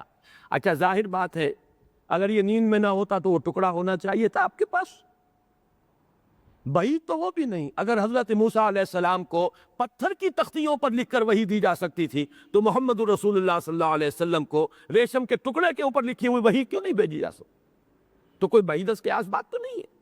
لیکن یہ عالم بیداری کا واقعہ ہوتا تو جیسے حضرت موسیٰ وہ تختیاں لے کر کوہ طور سے نیچے اترے تھے، اسی طرح حضرت محمد صلی اللہ علیہ وسلم بھی وہ لکھا ہوا دیباج کا جو ٹکڑا ہے جس کے اوپر یہ آیات جو ہے وہ مکتوب ہوتی، وہ لے کر نازل ہوتے جبل نور سے، غار حرا سے. لیکن نہیں، یہ حالت نوم میں ہوا ہے. حالت نوم میں حضور کو دکھایا گیا. اسی سے میں دلیل لیتا ہوں اگر صرف زبان سے یہ جو ہے یعنی لسان فرشتہ، لسان ملک، صرف زبان فرشتہ سے یہ بات ہو رہی ہوتی تو مانا بے قاری کہنے کا کوئی تک ہی نہیں ہے. وہ تو کسی شخص نے نہ پڑھا ہو نہ لکھا ہو تو بہرحال وہ زبان سے زبان تک تلقی باللسان جو ہے وہ تو ہو سکتی ہے. پہلے ہی لمحے میں آپ کو کہنا چاہیے تھا ما اقرأ، اقرا ما اقرأ، کیا پڑھوں؟ کیا کہنا چاہتے ہیں آپ؟ ماذا اقرأ، پڑھائیے۔ آخر ہر شخص جو ہے، بچے کو بھی ہم پڑھاتے ہیں بسم اللہ الرحمن الرحیم، اقرا بسم ربک الذی خلق۔ یہ 4 سال 4 ماہ 4 دن ہمارے ہاں یہ رواج تھا، اب میں نے چھوڑ دیا یہ رواج کیونکہ اس کے لیے کوئی سند مجھے نہیں ملی، لیکن بسم اللہ کی تقریب ہمارے ہاں ہوا کرتی تھی۔ بچہ یا بچی 4 سال 4 ماہ 4 دن کا ہو گیا یا ہو گئی تو اب تقریب بسم اللہ ہوتی تھی، اور یہ ہم سنا پڑھاتے تھے بسم اللہ الرحمن الرحیم، اقرا بسم ربک الذی خلق۔ 4 سال کا بچہ بھی پڑھتا ہے۔ اس اعتبار سے ما انا بقاری یا ما اقرأ کہنے کا واقعہ یہ ہے کہ محل بنتا ہی اس صورت میں ہے جبکہ کوئی شے لکھی ہوئی آپ کے سامنے آئی ہو، اس پر آپ کہہ سکتے تھے ما انا بقاری، میں تو پڑھا ہوا نہیں ہوں، میں نے دنیاوی اعتبار سے پڑھنا لکھنا نہیں سیکھا۔ ما اقرأ میں نہیں پڑھ سکتا اس لیے کہ میں نے یہ تعلیم حاصل نہیں کی۔ تو اس سے میں سمجھتا ہوں کہ ان دونوں روایات میں جو یہ باتیں آئی ہیں یہ خلا کو پر کر رہی ہیں کہ جو حضرت عائشہ صدیقہ رضی اللہ تعالیٰ عنہ سے جو روایت حضرت عروہ ابن زبیر سے ہمیں ملی ہے مفصل، اس کے اندر کچھ خلا ہے، ان خلاؤں کو پر کر رہی ہے یہ روایت جو حضرت عائشہ ہی سے ان کے دوسرے بھانجے حضرت عبداللہ ابن زبیر، یا یہ کہ حضرت وہب ابن کیسان حضرت عبید سے جو روایت کر رہے ہیں۔ تو معلوم یہ ہوا کہ یہ دونوں روایات جو ہیں متصل ہیں، جڑ جاتی ہیں۔ یہ واقعہ بین النوم والیقظہ ہوا ہے۔ آپ ایک شے حضرت جبرائیل ایک لکھی ہوئی چیز لے کر ایک دلیل میں اور بیان کر دوں۔ حضور نے اپنے سر کی آنکھوں سے حضرت جبرائیل کو صرف 2 مرتبہ دیکھا ہے۔ یہ سورۃ النجم کے درس میں بھی وضاحت سے میں بیان کر چکا تھا، سورۃ التکویر میں بھی، اور قرآن میں ہے وَلَقَدْ رَآهُ بِالْأُفُقِ الْمُبِينِ، حضرت جبرائیل کو دیکھا افق مبین پر۔ یہ سورۃ التکویر میں ہے۔ سورۃ النجم میں وَلَقَدْ رَآهُ نَزْلَةً أُخْرَىٰ عِنْدَ سِدْرَةِ الْمُنتَهَىٰ، ایک مرتبہ اور دیکھا ہے محمد نے جبرائیل کو، اور وہ ہے سدرۃ المنتہا کے پاس، صلی اللہ علیہ وسلم وعلیہ الصلوۃ والسلام، وہ ہے سدرۃ المنتہا، واقعہ معراج کے دن۔ تو اصل ملکی شکل میں حضرت جبرائیل اگر انسانی صورت میں آتے تھے جیسے کہ حدیث جبرائیل میں ہے، وہ معاملہ علیحدہ ہے۔ عام طور پر حضرت داہیہ کلبی کی شکل میں آتے تھے، نہایت خوب روح، نہایت خوبصورت حسین و جمیل صحابی تھے حضرت داہیہ، ان کی شکل میں عام طور پر حضرت جبرائیل آتے تھے، لیکن مختلف شکلوں میں بھی آتے تھے، لیکن انسانی صورت میں۔ اصل ملکی شکل جو ہے، فرشتہ جو اصل اپنے فرشتے کی شکل میں، وہ حضور نے بچشم سر صرف 2 دفعہ دیکھا۔ ایک وہ واقعہ ہے جو سورہ مدثر کے نزول کے پس منظر میں ہے۔ آپ غار حرا سے اتر رہے تھے، آواز آئی یا محمد، آپ نے دائیں بائیں دیکھا، کوئی نظر نہیں آیا، خوف طاری ہوا، پھر آگے بڑھے، پھر آواز آئی یا محمد، پھر دیکھا دائیں بائیں آگے پیچھے کوئی نظر نہیں آیا، مزید خوف جو ہے بڑھ گیا، پھر آگے بڑھے، پھر تیسری مرتبہ اچانک نگاہ اوپر اٹھی تو آپ نے فرمایا فَإِذَا الْمَلَكُ الَّذِي جَاءَنِي بِحِرَا۔ معلوم ہوا کہ تیسری ملاقات یہ ہے، لیکن یہ ملاقات بچشم سر نہیں ہے، ورنہ 2 کے بجائے 3 ماننے پڑیں گے۔ دیکھا ہے اصل ملکی شکل میں، ورنہ پہچانتے کیسے کہ یہ وہی فرشتہ ہے جو میں نے غار حرا میں دیکھا ہے۔ لیکن غار حرا میں جو حضرت جبرائیل کو دیکھا ہے، رؤیت جو ہوئی حضرت جبرائیل کی، وہ ملکی شکل میں ہوئی لیکن حالت نوم میں ہوئی، ان آنکھوں سے نہیں دیکھا۔ قلب محمدی نے دیکھا ہے حضرت جبرائیل کو، روح محمدی نے مشاہدہ کیا ہے روح الامین کا ان کی اصل ملکی شکل میں، لیکن یہ آنکھ اس میں حائل نہیں تھی، آنکھ اس میں انوالو نہیں تھی۔ البتہ وہ جو 2 رؤیتیں ہیں، ایک حرا سے اترتے ہوئے اور ایک سدرۃ المنتہا شب معراج میں، یہ دونوں ہیں بچشم سر، اپنی آنکھوں سے، ان آنکھوں سے محمد رسول اللہ صلی اللہ علیہ وسلم نے حضرت جبرائیل کو دیکھا ہے۔ یہ بھی اس کی توجیہ اسی طریقے سے ہو سکتی ہے کہ یہ جو رؤیت ہے غار حرا میں حضرت جبرائیل کی، اور یقیناً اصل ملکی شکل میں ہے، تبھی پہچان لیا کہ فَإِذَا الْمَلَكُ الَّذِي جَاءَنِي بِحِرَا، لیکن یہ حالت بیداری میں بچشم سر نہیں ہے، بلکہ حالت نوم میں بچشم قلب ہے۔ اب آئیے جتنا بھی وقت آج مل جائے، میں انتظار کر رہا ہوں کیسٹ کا کہ وہ ختم ہو جائے، تو اب ان آیات کا مطالعہ ہم کرتے ہیں لفظ بلفظ۔ اقرأ بسم ربک الذی خلق، پڑھو اپنے اس رب کے نام سے جس نے پیدا کیا۔ اس آیت میں سب سے پہلے ایک بات جو میں بیان کر چکا ہوں، دوبارہ ایک جملے میں پھر سن لیجئے، یہ ظہور نبوت محمدی ہے۔ 2 الفاظ نوٹ کر لیجئے، یہ آغاز نبوت محمدی نہیں ہے، آغاز تو آپ کہہ ہی نہیں سکتے، اس لیے کہ وہ تو حدیث میں نے بارہا سنائی ہے، جب آپ سے پوچھا گیا متى وجبت لکم النبوۃ یا رسول اللہ، آپ کو اے اللہ کے رسول نبوت کب ملی؟ تو عالم ارواح میں بھی آپ نبی تھے، والآدم بین الماء والطین غالباً، جبکہ ابھی آدم کا حیولہ ہی تیار ہو رہا تھا، ابھی جسد انسانی کا جو ہے وجود پورا نہیں ہوا تھا، تب بھی میں نبی تھا۔ اس لیے نبوت کے ساتھ آغاز کا لفظ استعمال کبھی نہ کیجئے، ظہور نبوت ہے، نبوت ظاہر ہوئی۔ نمبر دو، رسالت کا لفظ یہاں نہ لائیے، یہاں سے رسالت شروع نہیں ہو رہی، رسالت کا آغاز ہوگا جبکہ سورہ مدثر کی آیات نازل ہوں گی، یا ایھا المدثر قم فانذر وربک فکبر۔ لہذا یہ جملہ دوبارہ نوٹ کر لیں، ان آیات سے نبی اکرم صلی اللہ علیہ وسلم کی نبوت کا ظہور ہوا۔ اقرا، اقرا کے لفظی طور پر دو ترجمے ہو سکتے ہیں، پڑھو بھی اور پڑھ کر سناؤ بھی۔ مولانا اصلاحی صاحب نے دوسرا ترجمہ کیا ہے، لیکن یہ ہے کہ تقریباً اجماع ہے مفسرین کا کہ اس سے مراد دوسروں کو سنانا نہیں، اس لیے کہ ابھی رسالت کا آغاز ہی نہیں ہوا، تبلیغ کا حکم نہیں، اقرا پڑھو، یہ خود محمد الرسول اللہ کو حکم ہو رہا ہے پڑھنے کا۔ اور یہ پانچوں آیتیں بیان کر رہی ہیں کہ ان میں در حقیقت دل جوئی بھی ہے، حوصلہ افزائی بھی ہے، پڑھو، تمہارا رب بڑا اکرم ہے، بڑا فیاض ہے، بڑا کریم ہے، مشکل نہیں ہے، معاملے کو ثقیل نہ سمجھو، اللہ کی مدد شامل حال ہوگی، پڑھو۔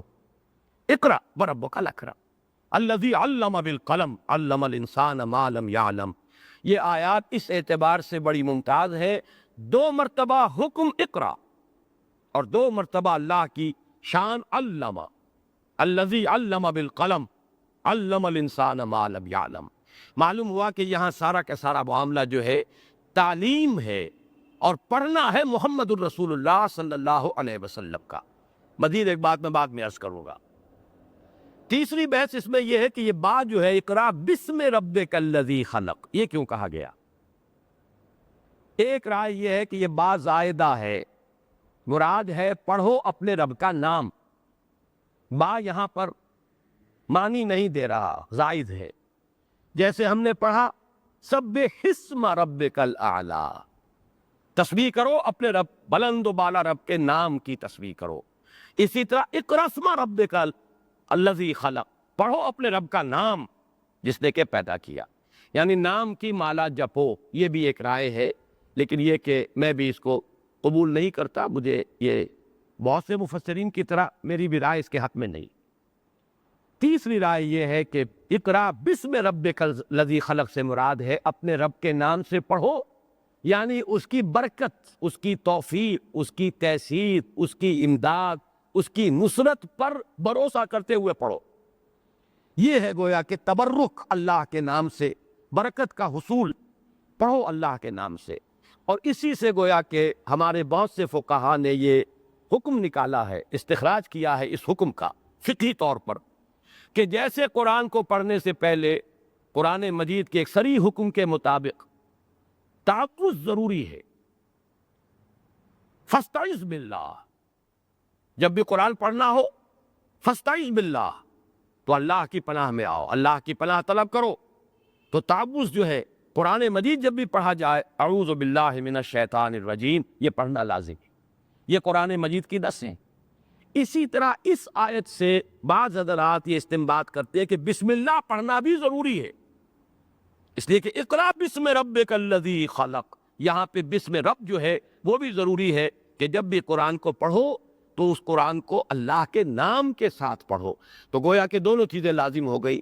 میں نے عام طور پر دیکھا ہے، خاص طور پر عالم عرب میں وہ بڑی احتیاط کرتے ہیں، عام آدمی اپنی تقریر کے دوران بھی اگر قرآن مجید کی کوئی آیت کوٹ کرے، ہم عام طور پر اہتمام نہیں کرتے، لیکن عرب علماء کو میں نے دیکھا ہے کہ وہ درمیان میں کوئی آیت کوٹ کر رہے تب بھی اعوذ باللہ من الشیطان الرجیم ضرور کہیں گے، پھر کوئی آیت پڑھیں گے اپنی تقریر کے دوران، لیکن بسم اللہ نہیں پڑھتے وہ۔ گویا کہ ان کے نزدیک پہلا حکم تو لازم ہے کہ تعوذ کرو قرآن مجید کی قرأت و تلاوت سے قبل، لیکن یہ کہ بسم اللہ کے پڑھنے کے وہ لازمی نہیں سمجھتے۔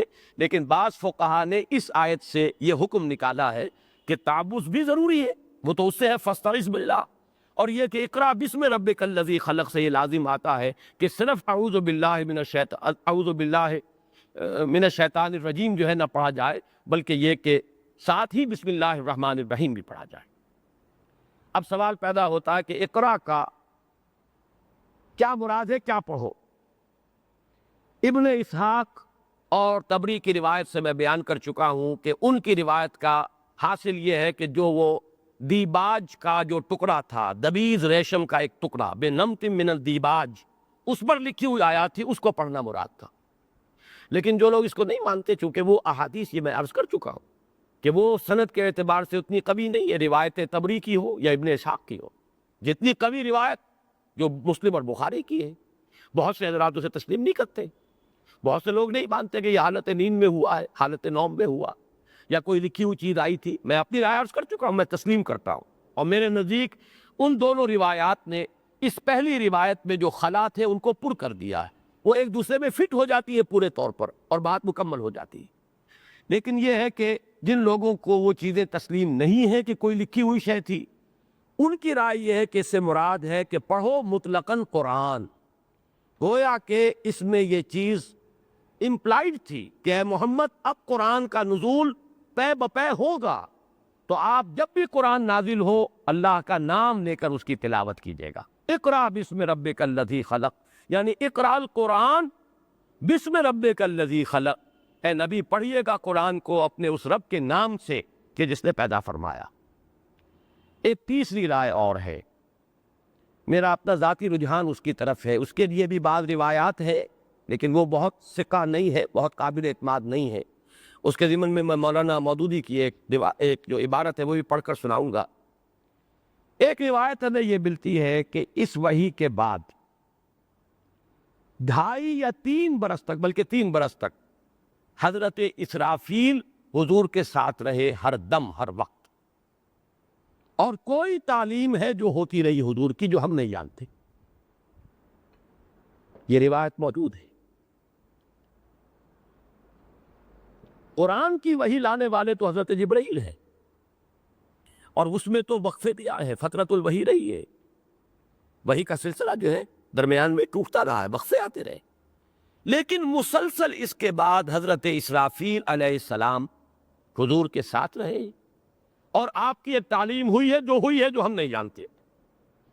اب یہ وہی انداز ہے، اذ یغشی السدرۃ ما یغشی، جبکہ ڈھانپے ہوا تھا اس بیری کے درخت کو جو چیز ڈھانپے ہوئے تھی، اب تم کیا سمجھو گے کہ کیا ڈھانپے ہوئے تھی، لہذا تم اجمال ہی پر اکتفا کرو۔ یا یہ وہی بات ہے جو حضور فرماتے ہیں کہ ابھی تو عند ربی یطعمنی ویسقینی، میں تو اپنے رب کے پاس رات گزارتا ہوں، وہ مجھے کھلاتا بھی ہے پلاتا بھی ہے۔ اب ہم کیا سمجھیں گے کیا کھلاتا ہے اور کیا پلاتا، کیا اطعام ہے اور کیا حضور کو کیا چیز پلاتے ہیں اللہ تعالیٰ رات کی ان گھڑیوں میں۔ لی مع اللہ وقت، میرا اللہ کے ساتھ ایک خاص وقت بھی ہوتا ہے۔ اب ہم کیا سمجھیں گے وہ خاص وقت اور اس کی کیفیت کیا ہے۔ اسی طرح کیا تعلیم ہوئی، کیسے تعلیم ہوئی، یہ ہماری سمجھ سے ماورا۔ لیکن یہ کہ یہ میں آپ کو سنا رہا ہوں تفہیم القرآن کے حوالے سے، لیکن یہ کہ یہاں حوالہ جو ہے وہ میں دے رہا ہوں کہ وہ جو سیرت سرور دو عالم صلی اللہ علیہ وسلم جو نعیم صدیقی صاحب نے مرتب کی ہے کتاب، اور وہ اصل میں تفہیم القرآن ہی میں مختلف جگہوں پر جو مباحث آئے ہیں انہی کو جمع کیا گیا ہے۔ فرماتے کہ ابن جریر نے اپنی تاریخ میں، ابن سعد نے طبقات میں، امام قسطلانی نے مواہب لدنیہ میں، امام زرقانی نے شرح مواہب میں، مشہور تابعی امام شعبی کا یہ قول نقل کیا ہے کہ نبوت کے ظہور کے بعد ابتدائی 3 سال تک رسول اللہ صلی اللہ علیہ وسلم کے ساتھ حضرت اسرافیل کو تعلیم کے لیے لگا دیا گیا تھا۔ وہ وحی نہیں لاتے تھے کیونکہ وحی لانا صرف حضرت جبرائیل کا کام تھا، البتہ وہ وحی کے سوا کسی اور طریقے سے حضور کو علوم کی تعلیم دیتے تھے۔ مزید برآں امام احمد ابن حنبل اور یعقوب ابن سفیان الحافظ اور امام بیہقی نے بھی امام شعبی سے اس روایت کو نقل کیا ہے۔ گویا کہ 6 بڑے بڑے محدثین، بڑے بڑے محققین امام شعبی کے اس قول کو تسلیم کر رہے ہیں، اگرچہ یہ کہ روایت کا سلسلہ آگے یہ جو تابعی سے یہ مرسل روایت ہے، کسی صحابی کا تذکرہ نہیں ہے کہ انہوں نے کس صحابی سے سنا، مرسل روایت ہے، تو ظاہر بات ہے کہ وہ اس درجے مستند تو نہیں ہوگی کہ اس کو تسلیم کر لیا جائے۔ لیکن یہ کہ اتنے لوگ جمع ہو رہے ہیں تو مولانا مودودی نے بڑی صحیح بات کہی ہے جو اس بحث کو کنکلوڈ کیا ہے کہ یہ ایک ایسا معاملہ ہے جس کا نہ قطعی انکار کیا جا سکتا اور نہ قطعی اقرار، نہ یقین کے ساتھ کہہ سکتے کہ ایسا ہوا، اور لیکن اسی طرح یقین کے ساتھ انکار بھی نہیں کر سکتے۔ امام شافعی ایک بہت بڑے تابعی ہے، ثقہ راوی ہے، اور ان سے اتنے بڑے بڑے ائمہ دین اور محققین جو ہے محدثین وہ اس کو نقل کر رہے ہیں، تو بالکل بے بنیاد تو نہیں ہو سکتی۔ اس حوالے سے میں ایک بات کہہ رہا ہوں، یہ میری بات ہے، پسند نہ آئے کو دیوار پر دے ماریے، میں اس کو بھی تسلیم کرتا ہوں، میرا ذہن اس کو قبول کرتا، اس سے ابا نہیں کرتا۔ یقیناً محمد الرسول اللہ صلی اللہ علیہ وسلم کا جو اپنا ذاتی تفکر و اعتبار کا مرحلہ تھا، جو آپ نے غار حرا کے مراقبوں میں اور تعبد و تحنس میں طے کیا ہے، وہ تو ہے انسان کا فلسفیانہ فکر، جس پر انسان بحث کہتے ہیں انسان سلیم الفطرہ سلیم العقل انسان غور کرے گا۔ اس کی تو معراج پر محمد پہنچ چکے تھے، پھر وہی شروع ہوئی، لیکن وہی شروع ہونے کے بعد ایک یہ علم لدنی اللہ کی طرف سے، وہ علم جو اب نبی کے لیے ضروری علم ہے، اب یہ فلسفیانہ علم نہیں، یہ علم وہ ہے کہ جو علم نبوی ہے، یہ خاص سلسلہ ہے جو اللہ تعالیٰ نے محمد الرسول اللہ صلی اللہ علیہ وسلم کے لیے 3 سال تک جاری رکھا اپنے ایک دوسرے فرشتے کے ذریعے۔ اور یہ بات بالکل سمجھ میں آتی ہے کہ اندر وہ حقائق، وہ معارف جن کی کہ اب ضرورت تھی فرائض نبوت ادا کر دیکھیں، فرائض رسالت ادا کر دیکھیے، محض فلسفیانہ غور و فکر جو ہے وہ اس راستے کے اندر پوری اس کی ضرورتیں پوری نہیں کر سکتا۔ لہٰذا یہ بات سمجھ میں آتی ہے، اور یوں کہا جا سکتا ہے، یہ میں وہ بات اپنی عرض کر رہا ہوں، گویا کہ اس اعتبار سے حضور کی بھی بسم اللہ ہوئی ہے تعلیم کی، جیسے کہ بچوں کی تعلیم کی ابتدا 4 سال 4 مہینے 4 دن کی عمر میں کرنے کا ایک رواج کبھی نہ معلوم کہاں سے شروع ہوا، لیکن ہماری برادری میں، ہمارے گھروں میں یہ رواج ہمارے زمانے تک چلتا رہا ہے۔ اب ہم نے سر کر دیا ہے کہ اگر کوئی سند نہیں ہے، اس کے لیے کوئی دلیل نہیں ہے، تو ان چیزوں کو چھوڑ دینا چاہیے۔ معلوم ہوا کہ وہ تعلیم محمد الرسول اللہ صلی اللہ علیہ وسلم کی، گویا کہ یہاں اقرا سے مراد صرف قرآن نہیں ہے، بلکہ جو کچھ کے پڑھایا ہے حضرت اسرافیل علیہ السلام نے 3 سالوں کے دوران محمد الرسول اللہ صلی اللہ علیہ وسلم، یہ اس کے لیے کہا جا رہا اقرا، اقرا بسم ربک الذی خلق، اب پڑھو، وہ تعلیم تو تمہاری شروع ہو رہی۔ اب فرشتے کا جو ساتھ رہے گا 3 سال تک مسلسل، جو علم لدنی اللہ کی طرف سے خاص علم، وہ علم نبوی جو علم نبوت ہے جو آپ کو دیا جانا ہے بڑے ہمت کے ساتھ، اس لیے کہ تمہارا رب بڑا کریم ہے بلکہ اکرم ہے، اسی نے سکھایا جو کچھ سکھایا، علم الانسان ما لم یعلم، جو علم بھی دیا اسی نے دیا، البتہ اس کے علم دینے کے اور انسان کو علم سکھانے کے طریقے جدا ہے، جدا ہے، مختلف انداز میں اس نے سکھایا ہے۔ وہ میں انشاءاللہ تعالی وہ اب اگلے درس کے اندر جو ہے ان آیات کو بھی انشاءاللہ تعالی کل میں ان آیات کو بھی، آج تو ہم نے ابھی صرف اقرا بسم ربک الذی خلق، بلکہ اس میں بھی اقرا بسم ربک، یہیں تک ہم پہنچتے ہیں، اس سے آگے ہم 8 آیتیں بھی آج کے نہیں پڑھ سکے، لیکن یہ کہ ما شاء اللہ کان وما لم یشاء لم یکن، جو اللہ نے چاہا وہی ہونا تھا وہی ہوا ہے، جو اللہ کی اپنی مشیت میں نہیں تھا وہ نہیں ہو سکتا تھا۔ لیکن اب امید ہے کہ ہم نے سارا جو بنیادی مباحث سے، جو اس سورہ مبارکہ کے اعتبار سے میرے نزدیک بڑی بنیادی اہمیت کے حامل سے، وہ ہم نے کور کر لیے ہیں۔ انشاءاللہ اب کل ایک نشست میں ہم اس پوری سورہ مبارکہ تو پڑھ لیں گے۔ بارک اللہ لی و لکم فی القرآن العظیم ونفعنی و ایاکم بالآیات